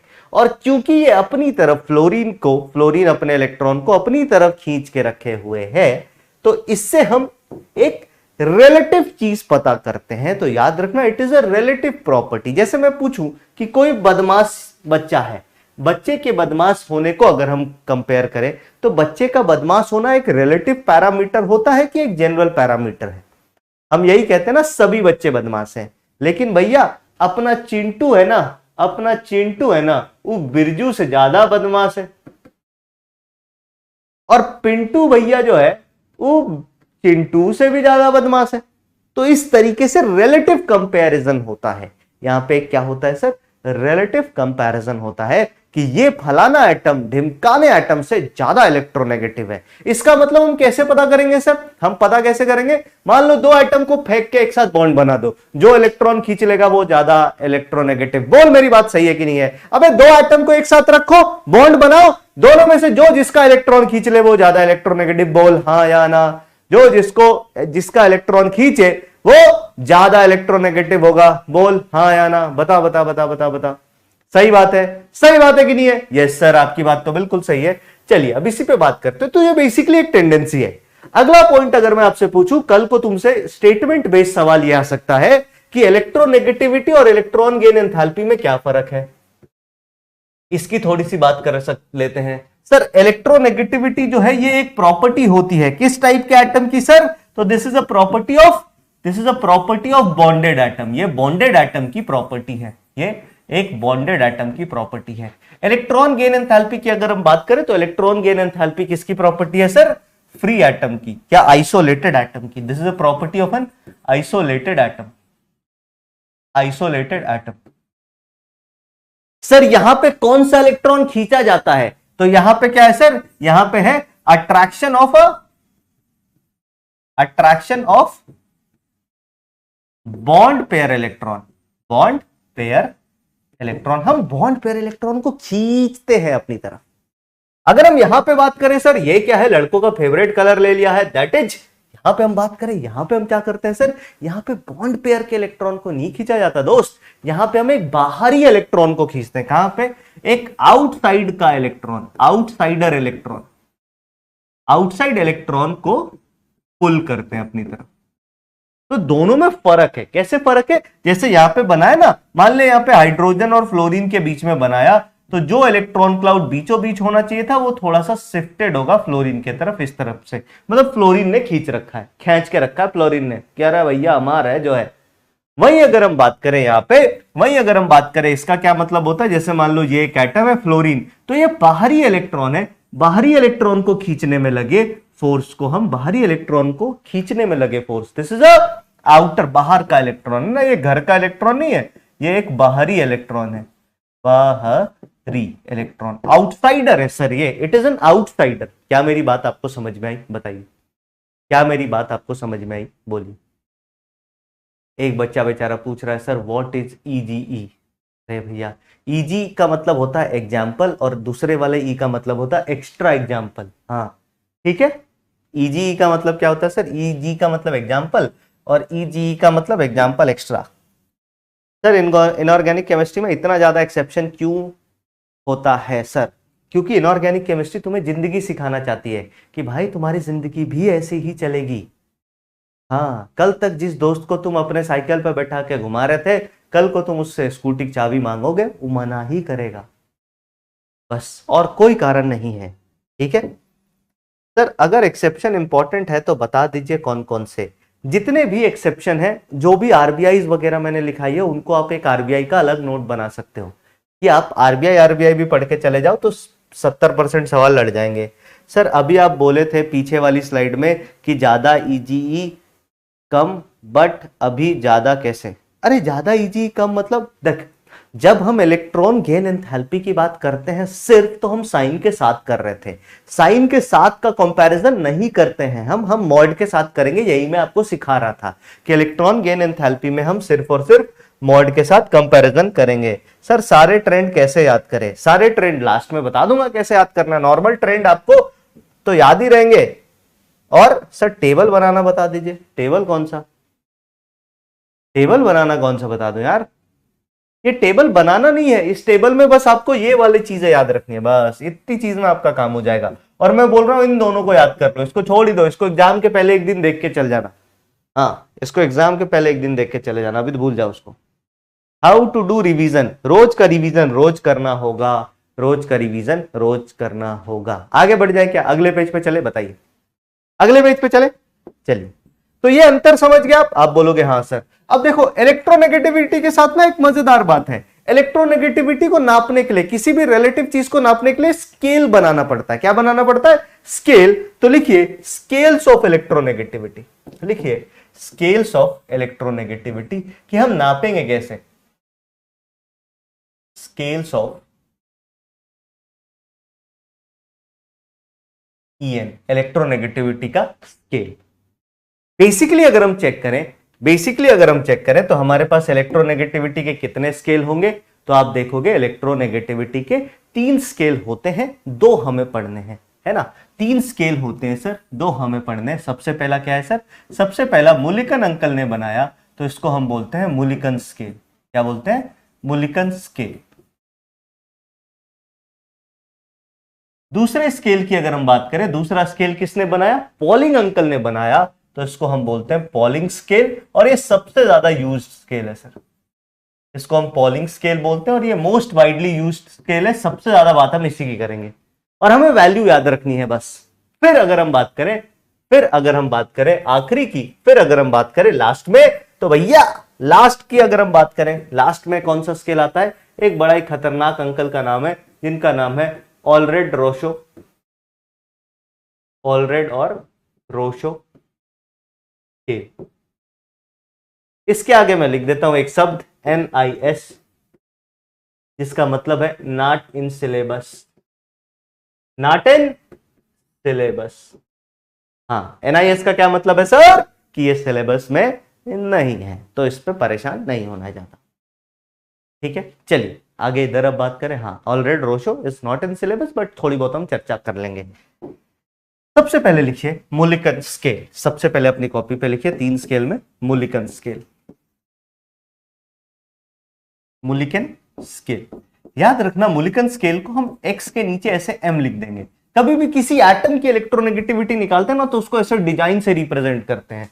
ये डिजाइन तो हम बना ही नहीं पाएंगे, ये डिजाइन तो भाई साहब हमारे लिए बनाने में पॉसिबल नहीं है, this is not possible for us to form in, हाँ मतलब एक्चुअल लाइफ में। तो हम इसको सीधा सीधा किससे रिप्रेजेंट करेंगे, जिसने तुम्हें बहुत तंग किया है। हम इसको किससे रिप्रेजेंट करेंगे सर, जिसने तुम्हें बहुत परेशान किया है, बहुत तंग किया है, दैट इज क्या बोलेंगे उसको, बताइए। तो अगर हम बात करें x के नीचे छोटका m रिप्रेजेंट कर रहा है मूल्यांकन को। छोटका m किसको रिप्रेजेंट कर रहा है सर, मूल्यांकन को। तो मूल्यांकन स्केल की हम बात करेंगे। मूल्यांकन स्केल में इलेक्ट्रोनेगेटिविटी निकालने का सिंपल फॉर्मूला है इलेक्ट्रोनेगेटिविटी इन मूल्यांकन स्केल, इलेक्ट्रोनेगेटिविटी इन मूल्यांकन स्केल इज इक्वल टू, यहां पे हम करेंगे IE है ना, ionisation enthalpy plus, ionisation enthalpy में क्या जोड़ा सर, आयोनाइजेशन एंथैल्पी में हमने जोड़ा इलेक्ट्रॉन एफिनिटी और इसको डिवाइड कर दिया किससे, 2 से। ये हमें सीधा सीधा मूल्यांकन स्केल में इलेक्ट्रोनेगेटिविटी निकाल के दे देगा। ये सीधा सीधा मूल्यांकन स्केल में इलेक्ट्रोनेगेटिविटी निकाल के दे देगा। नोट करने वाली बात ध्यान रखिएगा, नोट करके लिखिए एक पॉइंट कि IE and EA, electron enthalpy and electron affinity must be taken in electron volt. Electron volt वाली यूनिट में ही इसको यूज करेंगे, इलेक्ट्रॉन वोल्ट वाली यूनिट में ही इसको यूज करेंगे, समझ गए।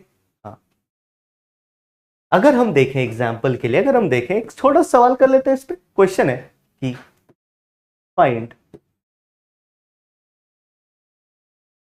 En in Mulliken scale, in Mulliken scale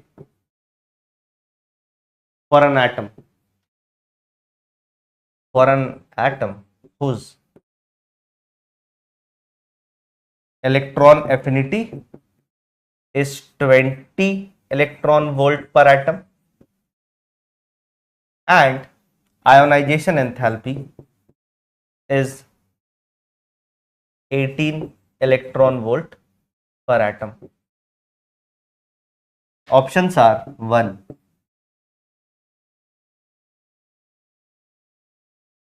38, 2, 19, 3, 57 and 4, 20। बताइए। ये तो भाई साहब तुरंत कर दो यार, इसमें टाइम मत लगाना यार, इसमें टाइम मत लगाना यार, इसमें प्लीज टाइम मत लगाना। हाँ यार, बहुत बढ़िया, बहुत ही बढ़िया।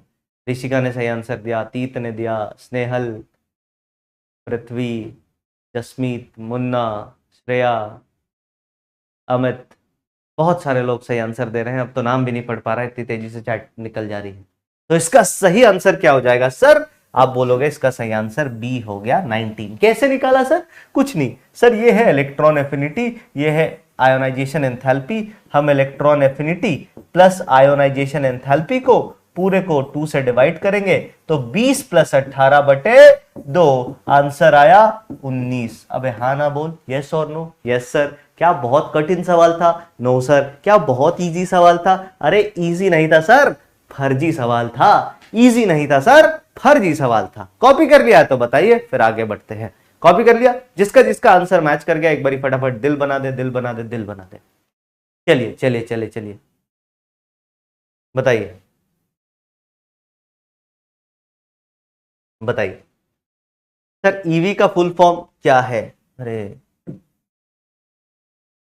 ईवी मतलब इलेक्ट्रॉन वोल्ट, ईवी का मतलब इलेक्ट्रॉन वोल्ट, ठीक है, ये आपने फिजिकल केमिस्ट्री में पढ़ा होगा।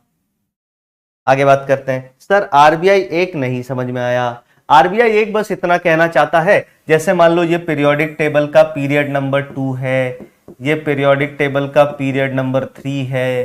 पीरियोडिक टेबल के पीरियड नंबर 2 में कौन कौन से एलिमेंट आएंगे? तो यहां से मान लो मैं लिख लेता हूं carbon, carbon, nitrogen, oxygen, fluorine. यहाँ पे मैं लिख लेता हूं क्या कहते हैं, कार्बन के नीचे सिलिकॉन, फास्फोरस, फिर सल्फर और फ्लोरीन के बाद क्लोरीन। तो इन सब में ये वाला ऑर्डर ज्यादा होगा, बस यही कहने का मतलब है। आरबीआई 1 यही कहना चाहता है कि पीरियड 3 के एलिमेंट के लिए वैल्यू का मॉड ज्यादा हो जाएगा। समझ गए? आगे चलते हैं। सर सारे ट्रेंड कैसे याद करें, तो बात कर ही ली थी, आगे बात करते हैं। सर समझ नहीं आया, प्लीज रिपेक्ट। रिपेक्ट क्या होता है? अरे ये तो अभी समझ ही रहे ना, ये देखो ना, अब तो समझ में आएगा ना। अब सवाल कर लिया, अब समझ में आ गया। कुछ नहीं करना है, इलेक्ट्रॉन एफिनिटी खोजनी है, इलेक्ट्रॉन गेन एंथैल्पी खोजनी है, दोनों को इलेक्ट्रॉन वोल्ट में चेक कर लेना और ऐड करके बटे दो, ऐड करके बटे दो, एवरेज निकाल लेना है बस। सिंपल और सिंपल क्या करना है सर? एवरेज निकाल लेना है। इसके बाद अगले पेज पे चलते हैं। अगले पेज पे दूसरी इलेक्ट्रोनेगेटिविटी का स्केल है, और ये तो भैया मोस्ट कॉमनली यूज्ड स्केल है। इसको एक बारी नमस्ते कर देंगे, पॉलिंग अंकल की जय हो। और इनका नाम है पॉलिंग स्केल, इस स्केल का नाम है पॉलिंग स्केल। पॉलिंग स्केल का भी नाम हम किस तरीके से करेंगे? पॉलिंग स्केल का भी नाम हम किस तरीके से करेंगे सर? तो वही जो आपको बहुत तंग करता है उसके नीचे लगा देंगे पी एक्स पी, है ना, जिसने आपको बहुत ज्यादा हैरान परेशान नादान कदरदान किया है। ठीक है? अरे हाँ ना, कुछ तो बोलो भैया। अब पॉलिंग स्केल देखो, ये वाला है ना रिलेटिव तरीका नहीं था। मुलिकन अंकल ने ना रिलेटिव तरीका हमें नहीं दिया। मुलिकन अंकल ने बोला कि भैया एक एटम के लिए भी तुम पता कर सकते हो, जो कि थोड़ा सुनने में अटपटा है, जो कि थोड़ा सुनने में अटपटा है। पॉलिंग अंकल ने इसको सुधारा। पॉलिंग अंकल ने बोला कि मैं कोई रिलेटिव तरीका देता हूं। पॉलिंग अंकल ने बोला कि भैया देखो, ए और बी के बीच में बन रहा है बॉन्ड। क्या बन रहा है सर? बॉन्ड बन रहा है। और ए की इलेक्ट्रोनेगेटिविटी को मैं लिखता हूं एक्स ए, बी की इलेक्ट्रोनेगेटिविटी को मैं लिखता हूं एक्स बी। ए की इलेक्ट्रोनेगेटिविटी को एक्स ए, बी की इलेक्ट्रोनेगेटिविटी को एक्स बी। तो इन्होंने फॉर्मूला दिया कि देखो भैया, एक्स ए माइनस एक्स बी अगर आप निकालेंगे, एक्स ए माइनस एक्स बी अगर आप निकालना चाहते हैं, तो ये वैल्यू जो है ये कितनी आएगी सर? ये आएगी 0.208 root under delta A B. अभी घबराना मत, डरना मत दोस्त, डरने का नहीं है। इसी की एक और यूनिट इन्होंने दी, एक और वैल्यू दी। बोले अच्छा अच्छा, ऐसा सिर्फ यही नहीं है, एक्स ए माइनस एक्स बी अगर आप करोगे तो इसकी एक और वैल्यू आ जाएगी, वो है 0.102, वो है 0.102 root under delta A B. अब इन दोनों यूनिट में, इन दोनों वैल्यूज में फर्क क्या है बताइए? इन दोनों में फर्क क्या है बताओ? इन दोनों में फर्क क्या है सर? सर एक बारी 208 लिख दिया पॉइंट के बाद, एक बार इतना कम लिख दिया, ऐसा क्यों कर रहे हो सर? Why this कोलावेरेडी? बताइए बताइए बताइए बताइए, ऐसा क्यों है सर कि एक बार इस यूनिट में एक बार इस यूनिट में? बोलो, अरे भैया बताइए। यूनिट, वाह। तो अगर आप देखेंगे यहां पे जो डेल्टा की यूनिट है, डेल्टा की यूनिट जो है ना यहां पे, वो कितनी होगी सर? अबे जो का, चलो इसको थोड़ा इधर कर देते हैं। यहां पे अगर हम बात करें तो डेल्टा इन किलो कैलोरीज, यहां पे जो डेल्टा है वो किस में है सर? किलो कैलोरी पर मोल में। यहां पे जो डेल्टा है वो है किलो कैलोरी पर मोल में, और यहां पे जो डेल्टा है इन किलो जूल पर मोल। अगर किलो जूल पर मोल में दे रखा है तो ये यूज करेंगे। फिर आप मेरे से बोलोगे सर अगला सवाल, ये डेल्टा ए बी क्या है सर? तो याद रखना यहां पे एक्स ए को हम क्या बोलते हैं? X A and X B are electronegativity of A and B respectively, A and B respectively. Sir delta A B क्या है? डेल्टा ए बी को हम बोलते हैं रेजोनेंस एनर्जी। क्या बोलते हैं? Resonance energy. और रेजोनेंस एनर्जी को देख करके ना तो घबराना है, ना तो डरना है, ना हैरान होना है, ना परेशान होना है। ना डरना, घबराना, ना हैरान, ना परेशान। कैसे निकालेंगे रेजोनेंस एनर्जी? ध्यान से देखिए कैसे निकालेंगे रेजोनेंस एनर्जी, इसको ध्यान से देखिए और ध्यान से समझिए। सर इस डेल्टा ए बी को निकालने का जो फॉर्मूला है वो क्या है? सुनिएगा। डेल्टा ए बी को निकालने का जो फॉर्मूला है वो है E A B minus root under E A into E B B. अरे सर ये ऐसा फॉर्मूला लिखा दिया है, जान ही ले लो हमारी। मैं फिर बोल रहा हूं, इसके फॉर्मूले से सवाल पूछ दे, इतना टाइम नीट के पास नहीं होता है। मतलब नीट के सवाल में इतना टाइम नहीं होगा। नीट के सवाल में इतना टाइम नहीं होगा कि आपसे इस फॉर्मूले से सवाल पूछे, बस मैं आपको यहां पे लिख के बता दे रहा हूं, है ना, बस मैं आपको यहां पे बता दे रहा हूं। इसका मतलब क्या है सर? ई ए का मतलब क्या है? ई ए बी का मतलब क्या है? इनका मतलब तो सर ई ए बी का मतलब है, आप बोलोगे this is nothing but bond dissociation energy, bond तोड़ने में लगी एनर्जी, है ना, bond dissociation energy of A B. Sir E A का मतलब क्या है? तो आप बोलोगे this is bond dissociation energy of, this is nothing but bond dissociation energy of ए।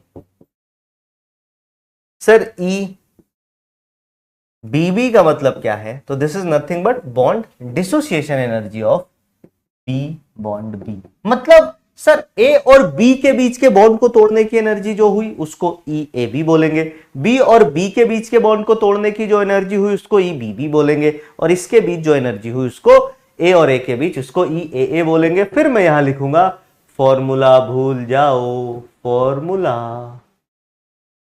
भूल जाओ, बस मैं यही बोलूंगा अंत में। अगर मेरे से पूछो, हाँ किडनी फेल, बिल्कुल सर किडनी में ब्रेन हेमरेज हो गया किडनी में ब्रेन हेमरेज हो गया, हाँ तो समझ गए, फॉर्मूला भूल जाना यार, फॉर्मूला याद करने की जरूरत नहीं है, ऐसा नहीं कि फॉर्मूला याद करने के चक्कर में नहीं पढ़ना। कुछ कमेंट्स देख लेते हैं। सर इलेक्ट्रॉन गेन एंथैल्पी क्या है? इलेक्ट्रॉन गेन एंथैल्पी एक ऐसी एंथैल्पी है जो हिमालय के पहाड़ में जाकर के, हिमालय पर्वत में जाकर के आपको, है ना, कम से कम 10,000 फीट के ऊपर की ऊंचाई पे बैठ के 6 महीने तप करने के बाद आपको एक ऊर्जा मिलेगी जिसको हम बोलते हैं ई इलेक्ट्रॉन गेन एंथैल्पी। ठीक है भाई?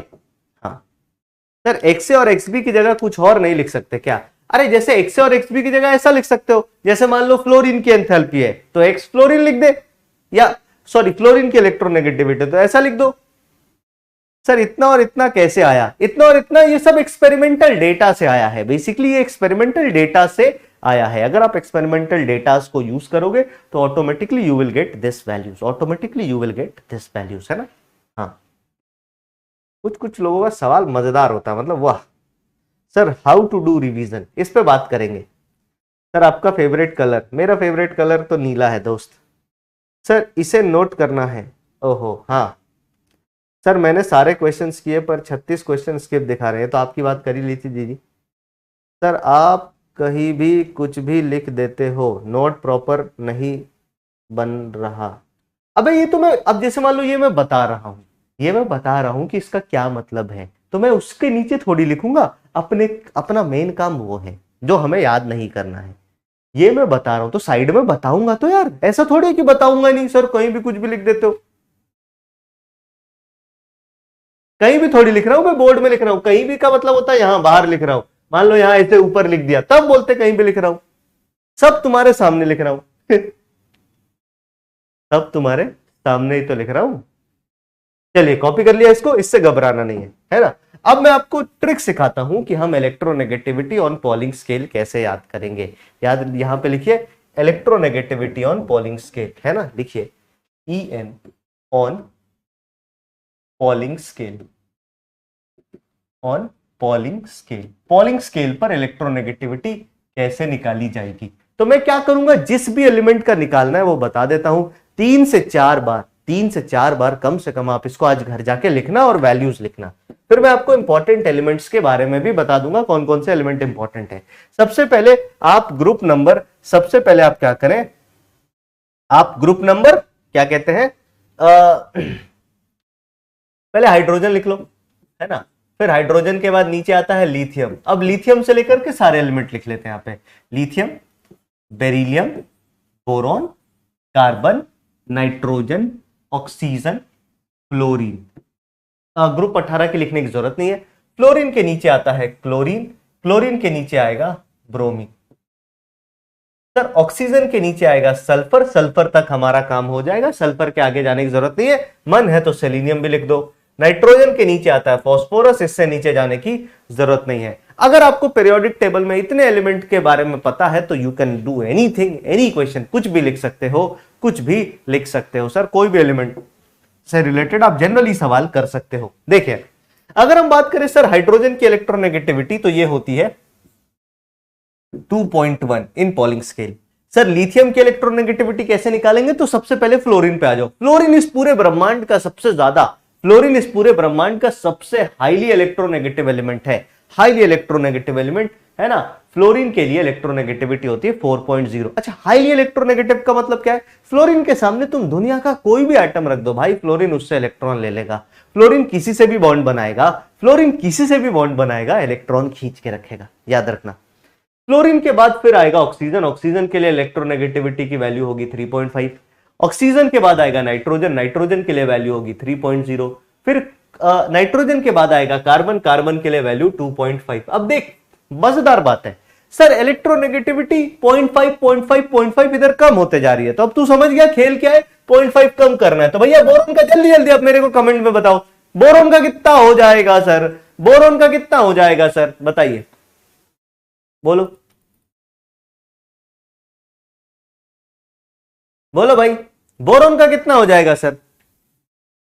तो अगर मैं आपसे बोलूं तो फ्लोरीन उस टाइप का एलिमेंट है। आप लोगों ने वो मूवी देखी है, क्या बोलते हैं, कभी खुशी कभी गम, या कौन सी मूवी, शायद वही है कभी खुशी कभी गम, जिसमें सलमान खान रहता है, नहीं शाहरुख खान रहता है और साथ में ऋतिक रोशन। 2 बहुत बढ़िया। तो इसके लिए 2.0, इसके लिए भैया 1.5, इसके लिए भैया 1.0। इसमें कोनो दिक्कत नहीं, कोनो दिक्कत नहीं, कोई दिक्कत हो ही नहीं सकता। बहुत ही सही सर। उसके बाद इधर आ जाते हैं सर, अगर हम क्लोरीन की बात करें तो क्लोरीन की इलेक्ट्रोनेगेटिविटी होती है 3.0। सर ब्रोमीन की इलेक्ट्रोनेगेटिविटी होती है 2.8। कितनी, 2.8। सर अगर हम बात करें क्या कहते हैं इसकी सल्फर की, तो सल्फर की इलेक्ट्रोनेगेटिविटी होती है, सल्फर की इलेक्ट्रोनेगेटिविटी होती है कितनी बताओ, 2 अबे बोलो 2.5। बहुत सही है ना। सल्फर की इलेक्ट्रोनेगेटिविटी कितनी होती है सर, बोलो बोलो बोलो बोलो बोलो। जया बच्चन, हाँ जया बच्चन, जया बच्चन नहीं, ये है उसमें क्या बोलते हैं, कटरीना, कटरीना नहीं, कौन थी, करीना कपूर। कौन है जिसने पू को पीछे मुड़ के नहीं देखा, वही टाइप का एलिमेंट है भाई। हाँ तो अगर हम बात करें सल्फर का कितना हो जाएगा सर, 2.5। सेलिनियम का कितना हो जाएगा सर, सेलिनियम का हो जाता है 2.4। बट इसको अगर आपको याद नहीं करना है तो कोई दिक्कत नहीं है, ना भी करो कोई चक्कर नहीं है। फॉस्फोरस का याद रखना 2.1 समथिंग, 15 लिख लो, क्योंकि हाइड्रोजन से ज्यादा होता है, हाइड्रोजन से ज्यादा होता है। अब अगर आप मेरे से ईमानदारी से पूछोगे सर इलेक्ट्रोनेगेटिविटी में एक चीज बता दो जो याद रखना है, इलेक्ट्रोनेगेटिविटी में एक चीज बता दो, तो मैं यहां पे सीधा सीधा लिखता हूं ऑर्डर जो हमें याद रखना है। सबसे ज्यादा इलेक्ट्रोनेगेटिव फ्लोरीन, फ्लोरीन के बाद भैया नंबर आता ऑक्सीजन का, ऑक्सीजन के बाद नंबर आता है नाइट्रोजन और क्लोरीन। इन दोनों का, दोनों की इलेक्ट्रोनेगेटिविटी कितनी, 3 है ना। तो नाइट्रोजन और क्लोरीन। इसके बाद किसका नंबर आएगा सर, नाइट्रोजन और क्लोरीन के बाद, तो फिर आप देखोगे फिर नंबर आएगा ब्रोमीन का। इसके बाद आता है ब्रोमीन का नंबर 2.8। उसके बाद फिर आपका कार्बन और सल्फर का नंबर आ जाएगा। कार्बन, सल्फर और आयोडीन लिखा ही नहीं ना हमने, हाँ आयोडीन भी लिख लो। इस ग्रुप, ये ग्रुप तो सबसे ज्यादा इंपॉर्टेंट है यहाँ पे। आयोडीन का भी नंबर लिख लेते हैं। आयोडीन का कितना आ जाएगा सर, आयोडीन भी होता है 2.5 ही।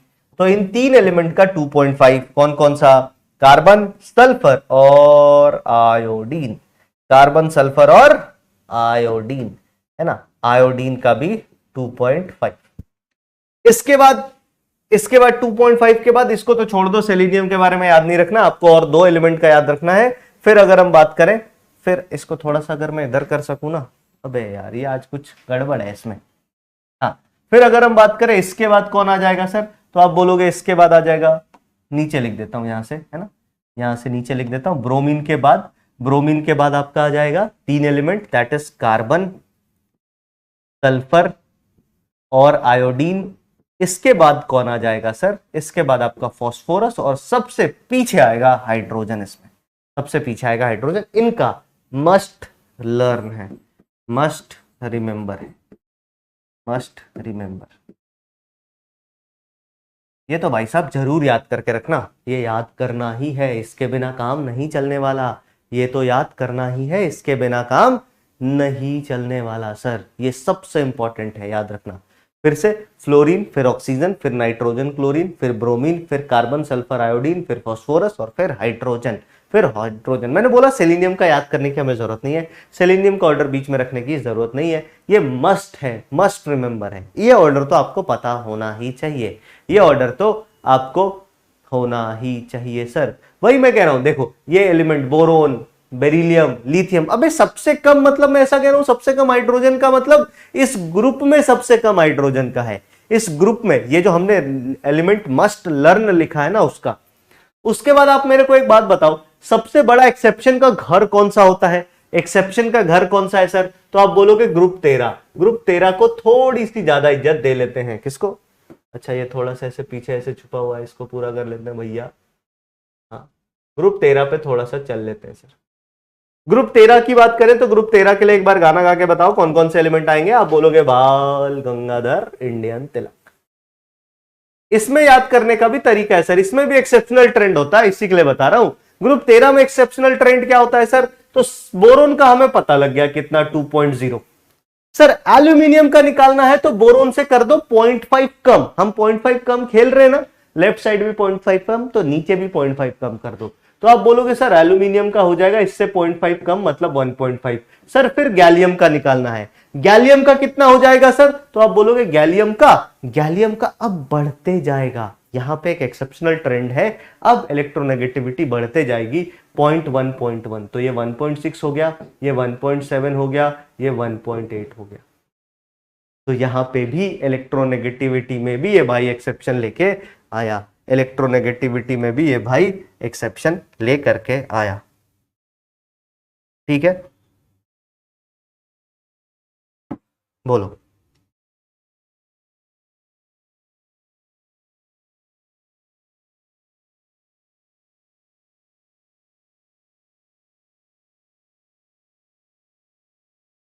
बताओ।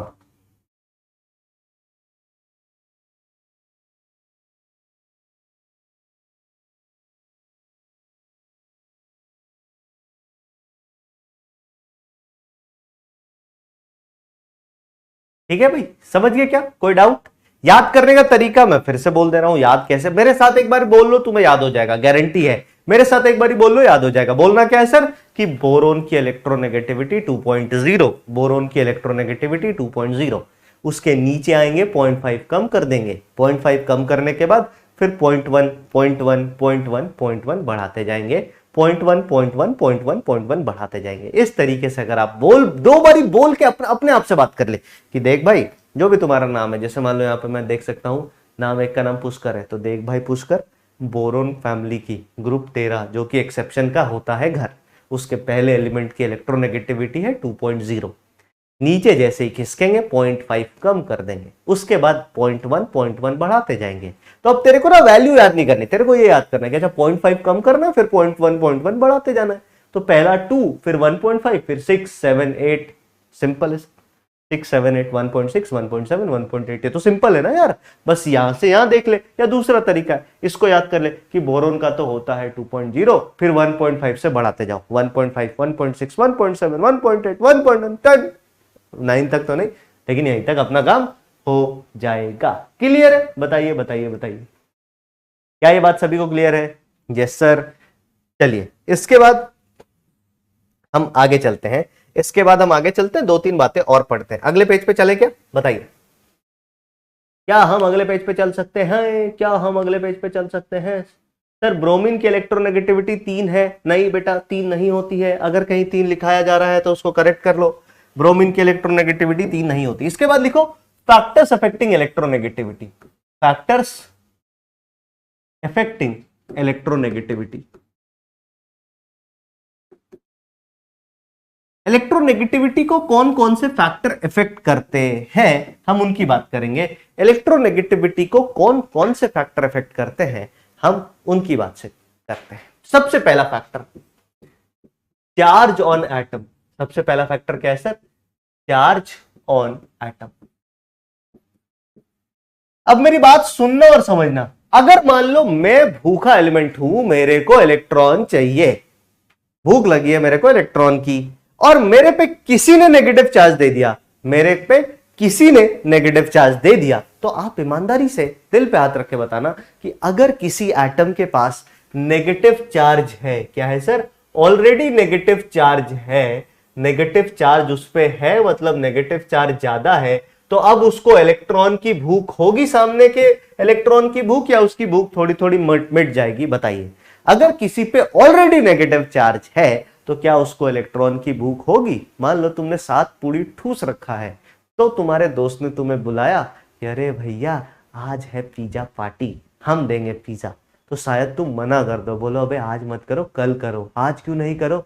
आज बहुत होमवर्क मिला है, कुछ बहाना बना के उसको मना बोल दोगे कि भैया मत ही करो, है ना, कि आज मत कर रहे, आज करेगा तो अपन खा भी नहीं पाएंगे ठीक से, एक आधा स्लाइस में तो क्लीन बोल्ड हो जाएंगे। तो वही सीन है।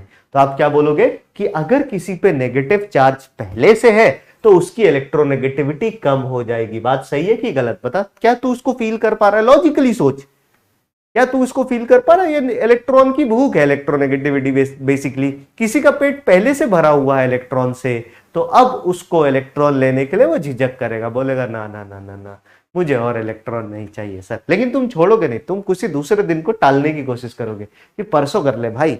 हाँ, एक बच्चा बोल रहा सर आज नहीं करते, आज नाग पंचमी है, कुछ भी तुम कोई ना कोई बहाना जरूर खोजोगे। बिल्कुल सही। अगर किसी पे पॉजिटिव चार्ज बढ़ जाए, अगर किसी पे कौन बढ़ जाए भैया, बोलो, अगर किसी पे पॉजिटिव चार्ज इंक्रीज कर जाए तब क्या होगा? अब पॉजिटिव चार्ज बढ़ गया, अब बता क्या होगा? किसी पे पॉजिटिव चार्ज बढ़ गया, अब बता क्या होगा? तो आप बोलोगे सर पॉजिटिव चार्ज बढ़ने का मतलब, पॉजिटिव चार्ज बढ़ने का सीधा और सरल मतलब यह है कि उसकी भूख हमने इलेक्ट्रॉन की बढ़ा दी है और इलेक्ट्रोनेगेटिविटी इसकी क्या हो जाएंगी? तो आप बोलोगे इलेक्ट्रोनेगेटिविटी बढ़ जाएगी। जैसे क्वेश्चन करके देख लेते हैं, कंपेयर इलेक्ट्रोनेगेटिविटी ऑफ, क्वेश्चन करते हैं कंपेयर इलेक्ट्रोनेगेटिविटी ऑफ। सबसे पहला I minus, iodine and I plus, आपको पता है क्या ग्रेटर देन, और एलटी आपको बताना है, जीटी एलटी जीटी एलटी। दूसरा आयरन +2, आयरन +3, इनकी इलेक्ट्रोनेगेटिविटी अगर कभी भी आ जाए तो क्या लगता है तुम्हें? क्या लगता है बस ये बता दो, क्या लगता है कि अगर ये कभी आएंगे तो इनकी इलेक्ट्रोनेगेटिविटी का ऑर्डर क्या होगा? वैसे आयरन के लिए तो नहीं पूछेगा इलेक्ट्रोनेगेटिविटी, बट फिर भी बोलिए बोलिए बोलिए बोलिए बोलिए बोलिए। पहले वाले का ग्रेटर देन लेस देन, तो आप बोलोगे सर इसका सबसे ज्यादा होगा आई माइनस आई प्लस का, क्यों? क्योंकि इसकी बुक सबसे ज्यादा है। फिर इसका, इसमें अगर देखेंगे पॉजिटिव चार्ज ज्यादा तो इलेक्ट्रोनेगेटिविटी ज्यादा। कितने लोगों का मैच कर गया? फटाफट एक बारी कमेंट बॉक्स में लिख दें मैच, MATCH, फटाफट लिख दें MATCH, मैच।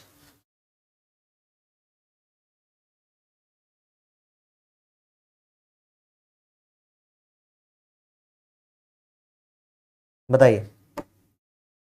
ठीक है सर, मैच एकदम, हाँ मैच, बहुत बढ़िया। इसके बाद हम चलते हैं अगले फैक्टर पे। अगला क्या चीज है जो इलेक्ट्रोनेगेटिविटी को इफेक्ट करता है? तो लिखिए सराउंडिंग एटम, है ना। दूसरा फैक्टर जो यहां पे इफेक्ट करता है that is electronegativity of surrounding atom. Surrounding atom की इलेक्ट्रोनेगेटिविटी, आप कह सकते हो नेचर ऑफ सराउंडिंग एटम, ऐसा कहिए। तो दूसरा फैक्टर जो है वो है nature of surrounding atom, nature of surrounding atom.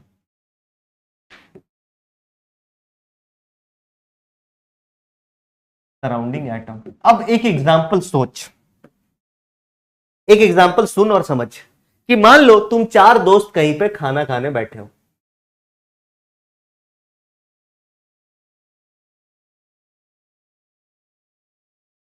ठीक है, तुम 4 दोस्त कहीं पे खाना खाने बैठे हो,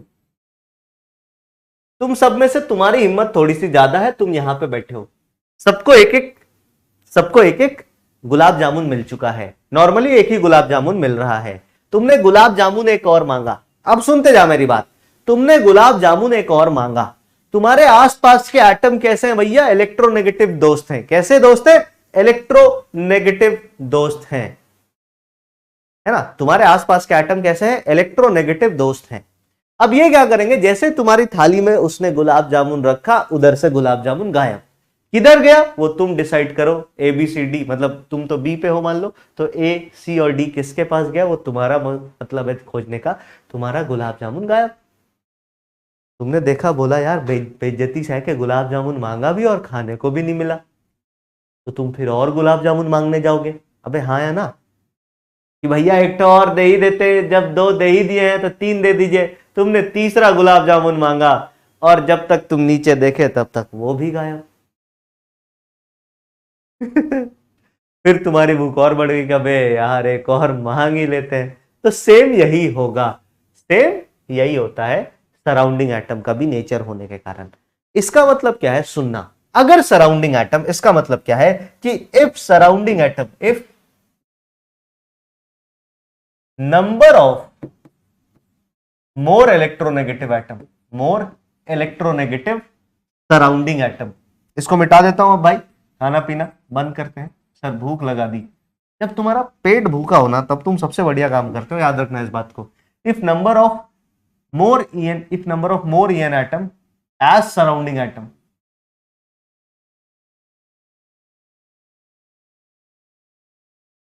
as surrounding atom is higher,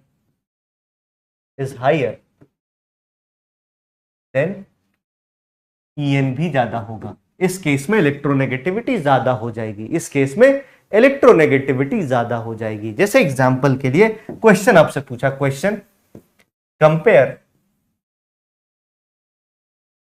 EN of, आपको इलेक्ट्रोनेगेटिविटी कंपेयर करना है फॉलोइंग एटम्स की। देखते जाइए, सबसे पहला, मतलब एटम क्या, मॉलिक्यूल का, सबसे पहला CH4, कार्बन से जुड़े 4 हाइड्रोजन, कार्बन और हाइड्रोजन में कार्बन मजबूत। दूसरा, कार्बन से जुड़ा 1 हाइड्रोजन, मतलब 3 हाइड्रोजन और 1 फ्लोरीन।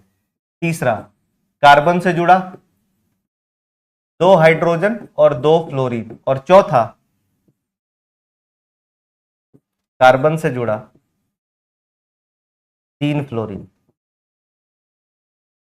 बताइए इनमें से क्या लगता है, इनमें से क्या लगता है। तो आप क्या बोलोगे कि सर देखो, सबसे पहले ना ऐसे शैतान दोस्तों को अलग कर लो कि भैया ये बहुत इलेक्ट्रोनेगेटिव एटम है, ये बहुत इलेक्ट्रोनेगेटिव एटम है, ये बहुत इलेक्ट्रोनेगेटिव एटम है। इलेक्ट्रोनेगेटिव एटम क्या करेगा, इलेक्ट्रॉन इससे खींचेगा। बेसिकली इलेक्ट्रॉन, इलेक्ट्रोनेगेटिव एटम का काम क्या है, इलेक्ट्रॉन खींचना। इलेक्ट्रोनेगेटिव एटम का काम क्या है, इलेक्ट्रॉन खींचना। तो ये इलेक्ट्रॉन इससे अपनी तरफ खींचेगा, ये भी खींचेगा, ये भी खींचेगा। इसमें खींचने वाले 2, इसमें खींचने वाला 1, इसमें खींचने वाला कोई नहीं। तो बेसिकली क्या होगा, आप बोलोगे कि सर ये फ्लोरीन है ना, इस कार्बन को इतना गरीब बना देंगे कि इसके कारण ये कार्बन इस हाइड्रोजन पे जो तबाही मचाएगा कि भैया मेरा तो सब चला गया, अब हम तुमसे ही करेंगे जो करेंगे, भैया हमको हाइड्रोजन, तुम अपने सारे इलेक्ट्रॉन दे दो, नहीं तो भैया निकल लो। तो इसमें क्या ऑर्डर आएगा सर, आप बोलोगे इससे ज्यादा इलेक्ट्रोनेगेटिव इसका, फिर इसका, फिर सबसे ज्यादा इलेक्ट्रोनेगेटिव कौन होगा, 4, मतलब 1 से ज्यादा 2 इलेक्ट्रोनेगेटिव, 2 से ज्यादा 3, 3 से ज्यादा 4। बोल मेरी बात आप तक पहुंची या नहीं, क्या मैं सही कह रहा हूं या गलत, बताओ। तो जैसे जैसे इलेक्ट्रोनेगेटिविटी बढ़ते जाएगी, टर्मिनल एटम बढ़ते जाएंगे, वैसे वैसे इलेक्ट्रोनेगेटिविटी बढ़ते जाएगी। बताइए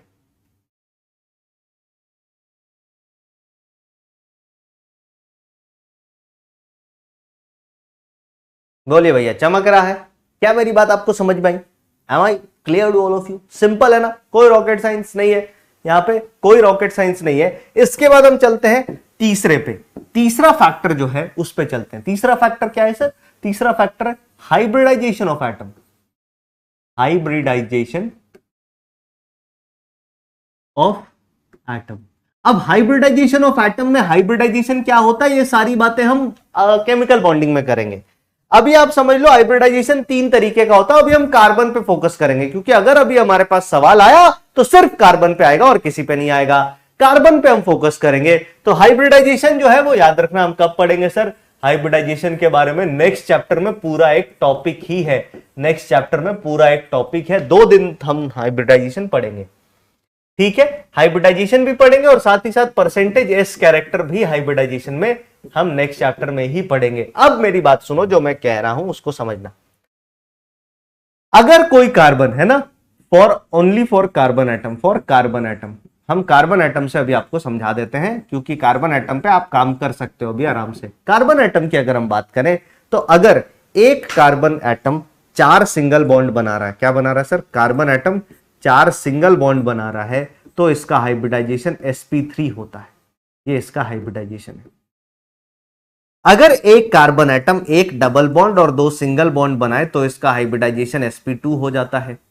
अगर एक कार्बन एटम 2 डबल बॉन्ड बना दे तो भी इसका हाइब्रिडाइजेशन sp हो जाता है।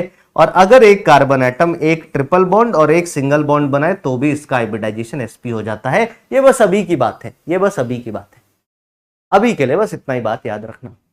और अगर मैं इस पे चर्चा करूं सर, इस पे चर्चा करूं तो ऑर्डर ऑफ इलेक्ट्रोनेगेटिविटी, अगर मैं इस पे चर्चा करूं तो याद रखना ऑर्डर ऑफ En जो है वो क्या होता है? ऑर्डर ऑफ इलेक्ट्रोनेगेटिविटी बेसिकली इतना होता है कि परसेंटेज s कैरेक्टर ज्यादा तो इलेक्ट्रोनेगेटिविटी ज्यादा।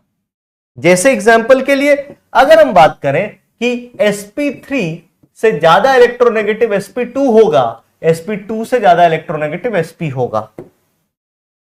अब इन सब पे बात नहीं करेंगे कि सर परसेंटेज एस कैरेक्टर कैसे निकाला, क्यों निकाला, ना ना ना ना, इन सब चीजों पर टेंशन नहीं लेना है। आपको बस ये देख लेना है, हाइब्रिडाइजेशन पहचानना और आंसर करना है। आपको बस ये बताना है और देखना है। जैसे एक सवाल करके देखते हैं।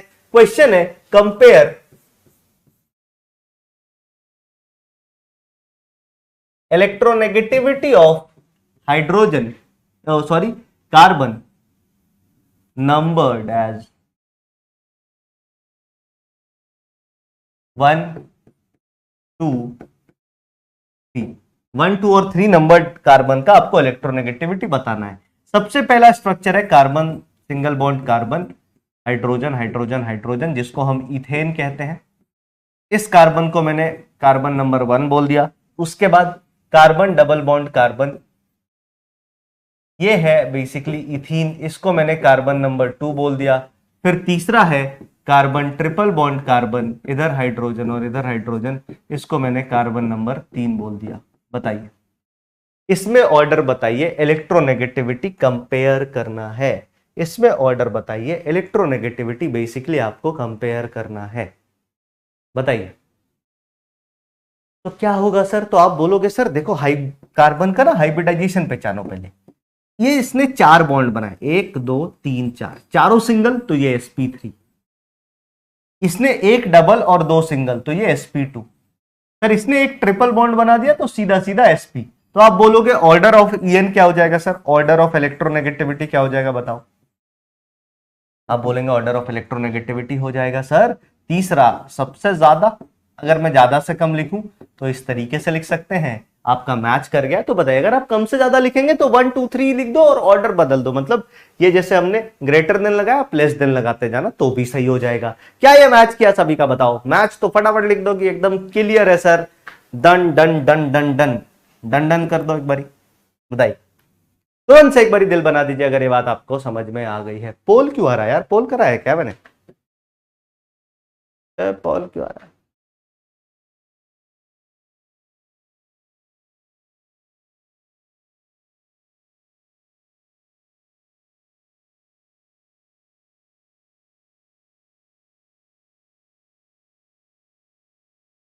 बताइए क्या मेरी बात क्लियर है? हाँ जी ठीक है एकदम। चलिए एक आधा डाउट ले लेते हैं। Sir what is ranker batch और वो कब से शुरू होगा? अभी उसमें टाइम है सर। पीरियड सेकंड और थर्ड का एक्सेप्शन कौन कौन सा एलिमेंट में है? एलिमेंट में नहीं है, पी ब्लॉक में अप्लाई करेंगे, पी ब्लॉक के अंदर। सर ये मुझे समझ नहीं आ रहा, ये कौन सा भाई? ये तो बहुत पुराना लग रहा है, रिसेंट। ये अभी रिसेंट में ये डाउट क्यों पूछ रहे हैं? ये समझ नहीं आ रहा इसका। अरे इसमें कुछ नहीं है भाई, Eg1 से ज्यादा वैल्यू Eg2 की होती है और Eg2 पॉजिटिव होता है। तो Eg1 की वैल्यू 35 है, 35 से ज्यादा और कोई वैल्यू है इसमें? नहीं है सर, एक ही वैल्यू है जो कि है 50। 35 से ज्यादा होनी चाहिए सर, ज्यादा मतलब पॉजिटिव में ज्यादा, तो एक ही वैल्यू है सर। ऐसे कर लेंगे। चलो आगे बढ़ते हैं सर। क्लियर है यहां तक? कोई डाउट नहीं? ठीक है। इसके बाद लिखिए एप्लीकेशन ऑफ इलेक्ट्रोनेगेटिविटी, क्या इलेक्ट्रोनेगेटिविटी की मदद से हम क्या क्या निकाल सकते हैं।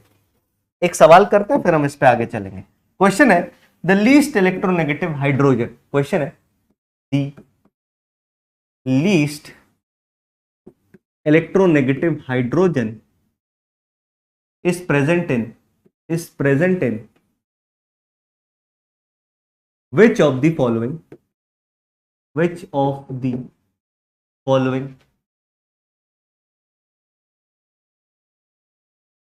मॉलिक्यूल, इनमें से किस मॉलिक्यूल में सबसे कम इलेक्ट्रोनेगेटिव हाइड्रोजन प्रेजेंट है।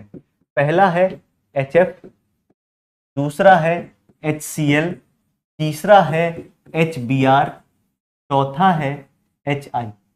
बताइए सबसे कम इलेक्ट्रोनेगेटिव कौन सा इसमें हाइड्रोजन होगा, जिस हाइड्रोजन की इलेक्ट्रोनेगेटिविटी सबसे कम होगी, जिस हाइड्रोजन की इलेक्ट्रोनेगेटिविटी सबसे कम होगी। बताइए फटाफट बताइए, बोलिए।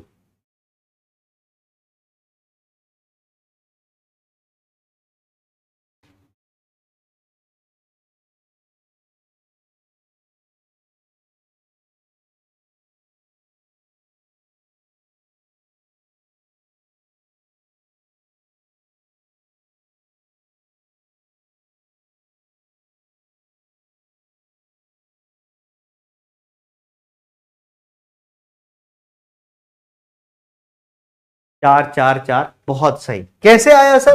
तो आप बोलोगे अबे देखो, अगर सामने वाला ज्यादा इलेक्ट्रोनेगेटिव है तो वो ज्यादा इलेक्ट्रोनेगेटिव बनाएगा। इसकी इलेक्ट्रोनेगेटिविटी है 4.0, तो ये हाइड्रोजन भैया खतरनाक, इससे इलेक्ट्रॉन खींचा जा चुका है। और अगर तुम किसी से इलेक्ट्रॉन खींच लोगे तो तुम उसको भूखा बना रहे हो इलेक्ट्रॉन के लिए और इलेक्ट्रोनेगेटिविटी बढ़ा रहे हो। सर इसकी इलेक्ट्रोनेगेटिविटी है 3.0, सर इसकी इलेक्ट्रोनेगेटिविटी है 2.8, इसकी है 2.5। इसमें अगर आप नॉर्मली देखोगे तो आप बोलोगे सर इलेक्ट्रोनेगेटिविटी जो है वो क्या होती जा रही है, डिक्रीज। तो हाइड्रोजन के साथ अगर कम इलेक्ट्रोनेगेटिव है तो ये लीस्ट इलेक्ट्रोनेगेटिव आएगा।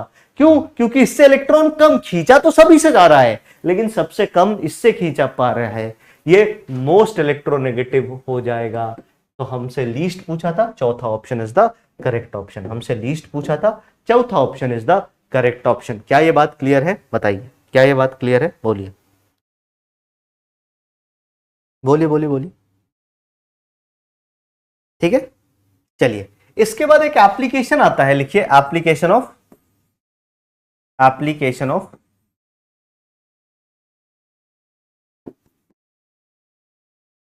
इलेक्ट्रोनेगेटिविटी। ये इलेक्ट्रोनेगेटिविटी से हम क्या क्या चीजें पता कर सकते हैं। तो सबसे पहला और सबसे इंपॉर्टेंट जो है वो है दैट इज आप इलेक्ट्रोनेगेटिविटी की मदद से पता कर सकते हो परसेंटेज आयनिक कैरेक्टर। आप क्या पता कर सकते हो sir? Percentage ionic character in a covalent compound, character in a covalent compound. किसी कोवेलेंट कंपाउंड में आप परसेंटेज आयनिक कैरेक्टर पता कर सकते हो। किसी कोवेलेंट कंपाउंड में, ध्यान से सुनिएगा, किसी कोवेलेंट कंपाउंड में। इसी का उल्टा होता है किसी आयनिक कंपाउंड में कोवेलेंट कैरेक्टर पता करना। इसी का उल्टा क्या होता है? किसी आयनिक कंपाउंड में कोवेलेंट कैरेक्टर पता करना। और जब आप आयनिक कंपाउंड में कोवेलेंट कैरेक्टर पता करते हो ना, जब आप आयनिक कंपाउंड में कोवेलेंट कैरेक्टर पता करते हो तो याद रखना उसका मतलब क्या होता है। आयनिक कंपाउंड में कोवेलेंट कैरेक्टर पता करने का मतलब वो फजान रूल चला जाता है, जिसको एक्सेप्शन को लेके बहुत सारी बातें नहीं चलती है, जो कोटा फैक्टर में खूब सारे गाने बताए हैं कि अरे ऐसा है वैसा है। ठीक है, चलिए यहां पे देखते हैं, चलिए यहां पे हम आगे देखते हैं। आगे बढ़े क्या? बताइए कैसे इसको करेंगे। तो इसको करने के लिए एक इक्वेशन है जिसका नाम है हैनी स्मिथ इक्वेशन। तो सबसे पहले लिख लो हैनी भैया और स्मिथ भैया का इक्वेशन, हैनी और स्मिथ इक्वेशन। हैनी और स्मिथ इक्वेशन की अगर हम बात करें, हैनी और स्मिथ इक्वेशन की अगर हम बात करें तो व्हाट इज हैनी and what is Smith equation? तो सिंपल सा इक्वेशन है, देखो ये बोलता है परसेंटेज आयनिक कैरेक्टर। परसेंटेज आयनिक कैरेक्टर का एक बड़ा ही सिंपल फॉर्मूला है, क्या है देखिए। तो ये कहता है परसेंटेज आयनिक कैरेक्टर किसी भी कोवेलेंट कंपाउंड में आपको निकालना है तो आप करेंगे 16 into delta EN plus 3.5 into delta E N का होल स्क्वायर। बस ये सिंपल सा फॉर्मूला आप यूज करेंगे, ये सिंपल सा फॉर्मूला आप यूज करेंगे, इससे आपको डेल्टा ई एन पता लग जाएगा, इससे आपको डेल्टा ई एन पता लग जाएगा, इससे आपको आयनिक कैरेक्टर पता लग जाएगा किसी भी कंपाउंड में। तो परसेंटेज आयनिक कैरेक्टर क्या हो जाएगा sir, 16 into delta E N का mod plus 3.5 into delta E N के मॉड का स्क्वायर, ऐसे करके हम पता कर लेंगे। वैल्यू पुट करेंगे, आंसर निकालेंगे, और कुछ भी नहीं है सर, वैल्यू पुट करके आंसर निकालना होता है, वैल्यू पुट करके आंसर निकालना होता है। जैसे अगर मैं आपसे पूछूं, क्वेश्चन है, देखो बहुत सिंपल सा, find percentage ionic character for, हमें क्या करना है सर, परसेंटेज आयनिक कैरेक्टर निकालना है for N F bond, N और एफ के बीच का जो बॉन्ड है ना, इसके बीच में परसेंटेज आयनिक कैरेक्टर निकालना है। फटाफट एक बारी मेरे को निकाल के बताओ कि कितना परसेंटेज आयनिक कैरेक्टर इसमें आ जाएगा, फटाफट बताओ। मैं इसलिए साइड में जाता हूं कि आप लोग लिख सको, साइड में जाने का मेरा रीजन ये होता है ना, जैसे मान लो मैं यहां खड़े होकर लिखूंगा, साइड में जाने का रीजन मेरा बस इतना होता है कि मैं अगर मान लो यहां पे ऐसे ऐसे लिखूं तो तुम लिखोगे कैसे, है ना, इस वजह से मैं ऐसे हो जाता हूं साइड में कि इधर रहूंगा तो आप लिखते जाओगे। बताइए, बोलिए, percentage ionic character for NF bond में परसेंटेज आयनिक कैरेक्टर निकाल के बताओ कितना आ जाएगा, 4। अबे 4 नहीं तो आप बोलोगे सर इन दोनों के बीच में डेल्टा ईएन करेंगे, इन दोनों के बीच में क्या करेंगे, डेल्टा ईएन करेंगे, नाइट्रोजन और फ्लोरीन के बीच में। नाइट्रोजन का ईएन इलेक्ट्रोनेगेटिविटी कितना है, तो आप बोलेंगे सर नाइट्रोजन की इलेक्ट्रोनेगेटिविटी जो है, नाइट्रोजन की इलेक्ट्रोनेगेटिविटी जो है ये है 3.0, फ्लोरीन की कितनी है 4.0। तो इन दोनों के बीच का अंतर डेल्टा ईएन का मतलब है दिस माइनस दिस, तो ये 1.0 आ गया। अब इस फॉर्मूले में 1.0 डाल तो आप बोलोगे सर परसेंटेज आयनिक कैरेक्टर को आईसी लिख दूं क्या, परसेंटेज आयोनिक कैरेक्टर ये किसके बराबर हो जाएगा, 16 इंटू 1 प्लस 3.5 इंटू 1, कितना आया सर, आप बोलेंगे 19.5। समझ में आई बात, और साथ में परसेंटेज भी लगा देंगे, साथ में परसेंटेज भी लगा देंगे, ठीक है। बताइए क्या क्लियर है, सभी का सही आंसर आ रहा, बिल्कुल बिल्कुल बिल्कुल बिल्कुल बिल्कुल सभी का लगभग सही आंसर आ रहा है। तो परसेंटेज आयनिक कैरेक्टर से हमें पता क्या चलता है, अब इसकी बात करते हैं। परसेंटेज आयनिक कैरेक्टर से हमें पता क्या चलता है, इसकी बात करते हैं।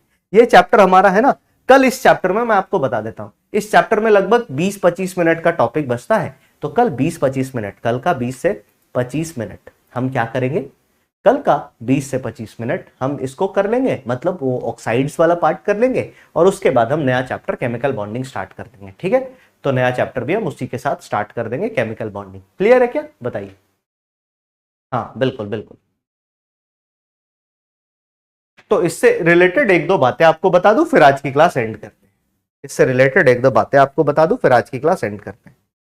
तो अगर आपने यहां पे सॉल्व किया होगा, मैं फिर से बता दूं क्या किया है सर, हमने सीधा नाइट्रोजन और फ्लोरीन की इलेक्ट्रोनेगेटिविटी को सब्ट्रैक्ट कर दिया, इसकी इलेक्ट्रोनेगेटिविटी से इसको सब्ट्रैक्ट किया, पॉजिटिव वैल्यू लिखनी होती है बस।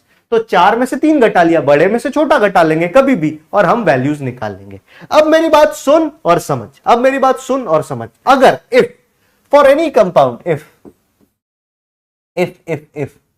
परसेंटेज आयनिक कैरेक्टर, क्या सर, परसेंटेज आयनिक कैरेक्टर ये आ जाए ग्रेटर देन 50%, 50% से ज्यादा आ जाए, अगर कभी भी ये 50% से ज्यादा आ जाए, अगर कभी भी ये 50% से ज्यादा आ जाए, कौन सा आयनिक कैरेक्टर, परसेंटेज आयनिक कैरेक्टर कभी भी ग्रेटर देन 50% आ जाए, तो आप सीधा एक लाइन कह देना, आप हाँ पीवाईक्यूज भी करवा दूंगा, कोई टेंशन मत।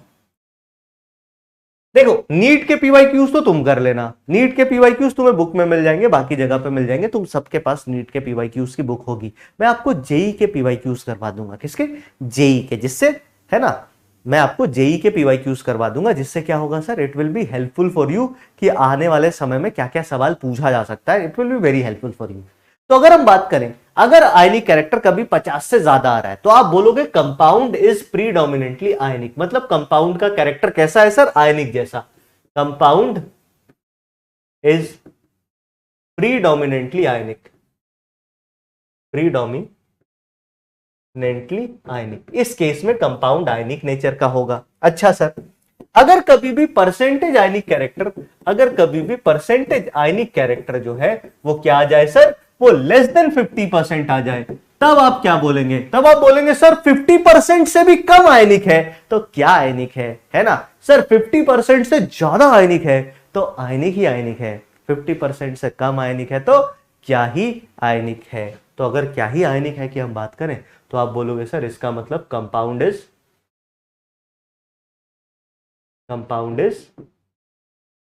है ना प्रीडोमिनेंटली कोवेलेंट। ऐसे केस में कंपाउंड कोवेलेंट का कोवेलेंट ही रह जाएगा। अब आप में से बहुत सारे लोगों का, अब आप में से बहुत सारे लोगों का सवाल जो है वो मैं जानता हूं कि सर ये सब तो ठीक है, ये सब सवाल आएगा एग्जाम में, लेकिन हमें इस सब से मतलब नहीं है। हमारा फोकस है वो बताओ जो बीच की बात है, क्या कि अगर परसेंटेज आयनिक कैरेक्टर 50 हो जाए तो, अगर परसेंटेज आयनिक कैरेक्टर 50 हो जाए तो तब क्या करेंगे? तो हम तब नमस्ते कर लेंगे, हम बोलेंगे भैया आपके बारे में अभी हम कुछ नहीं कहेंगे आपके बारे में अभी हम कुछ नहीं कहेंगे। कैसे सर? इसका मतलब देखो ऐसा होता है कि हम किसी कंपाउंड को ना 100% ना तो आयनिक कहते हैं ना कोवेलेंट कहते हैं। कंपाउंड का परसेंटेज कुछ हर कंपाउंड में, याद रखना एक स्टेटमेंट केमिस्ट्री बहुत फेमस है कि एवरी कंपाउंड या नो कंपाउंड इज 100% आयनिक और कोवेलेंट। कोई भी कंपाउंड ना तो 100% आयनिक है ना 100% कोवेलेंट है, बीच में आता है, बीच में आता है ना, वो बीच में ही कहीं पे आएगा। पूरा ना तो आयनिक होगा, पूरा ना तो कोवेलेंट होगा। तो ऐसे कंपाउंड के बारे में हम कोई डिस्कशन नहीं करेंगे। ऐसे कंपाउंड में के बारे में हम लिख देंगे नो आइडिया, हमें कोई दिक्कत नहीं है भैया, हमें ऐसा कंपाउंड नहीं चाहिए। 50% वाला कंपाउंड आपको मिलेगा भी नहीं, 50% वाला कंपाउंड आपको मिलेगा भी नहीं। अब मैं आपको एक टेबल बना रहा हूं, एक लाइन बना रहा हूं, उसको ध्यान से देखना। कुछ लोग इसको गलत करते हैं और गलत बनाते भी हैं, तो इसी के लिए अगर मैं बोलूं तो मैं एक लाइन बना रहा हूं और इसी लाइन के साथ आज की क्लास हम एंड करेंगे। इसी लाइन के साथ आज की क्लास हम एंड करेंगे। इस लाइन पे मैं डेल्टा ईएन की वैल्यू लिख रहा हूं। इस लाइन पे मैं क्या कर रहा हूं सर? ये लाइन है किसकी? डेल्टा ईएन की, इलेक्ट्रोनेगेटिविटी के डिफरेंस की लाइन है। किसकी लाइन है सर? ये इलेक्ट्रोनेगेटिविटी के डिफरेंस की लाइन है। तो इस लाइन में मैं इलेक्ट्रोनेगेटिविटी के डिफरेंस लिख रहा हूं। ठीक है, ध्यान से सुनिएगा। अगर कभी भी इलेक्ट्रोनेगेटिविटी का डिफरेंस जो है, अगर कभी भी इलेक्ट्रोनेगेटिविटी का डिफरेंस जो है डेल्टा ईएन की वैल्यू कितनी आ जाए सर? 2.1 आ जाए। डेल्टा ईएन बराबर 2.1, इसका मतलब आप बोल सकते हैं कंपाउंड जो है ये 50% कैरेक्टर आएगा। 50% कैरेक्टर वाला कहानी है। 50-50 हो गया सर। क्या हो गया? 50-50, ना इधर ना उधर। अगर डेल्टा ईएन लेस देन, अब इस तरफ क्या है सर? इस तरफ है डेल्टा ईएन लेस देन 2.1, जैसे हमारे वाले केस में था। यहां पे क्या था सर? देख, डेल्टा ईएन 2.1 से कम था, 1 था। तो डेल्टा ईएन अगर कभी भी लेस देन कम आएगा तो आप बोलोगे compound is predominantly covalent. Compound कैसा होगा सर? Predominantly covalent. फिर वही अगर मैं बात करूं सर, कभी भी डेल्टा ईएन की वैल्यू, कभी डेल्टा ईएन की वैल्यू जो है वो ग्रेटर देन 2.1 आ जाए, जो कि बहुत कम केसेस में ही हमें देखने को मिलेगी, तो हम बोलेंगे compound is predominantly ionic. Compound क्या होता है सर? प्रीडोमिनेंटली आयनिक।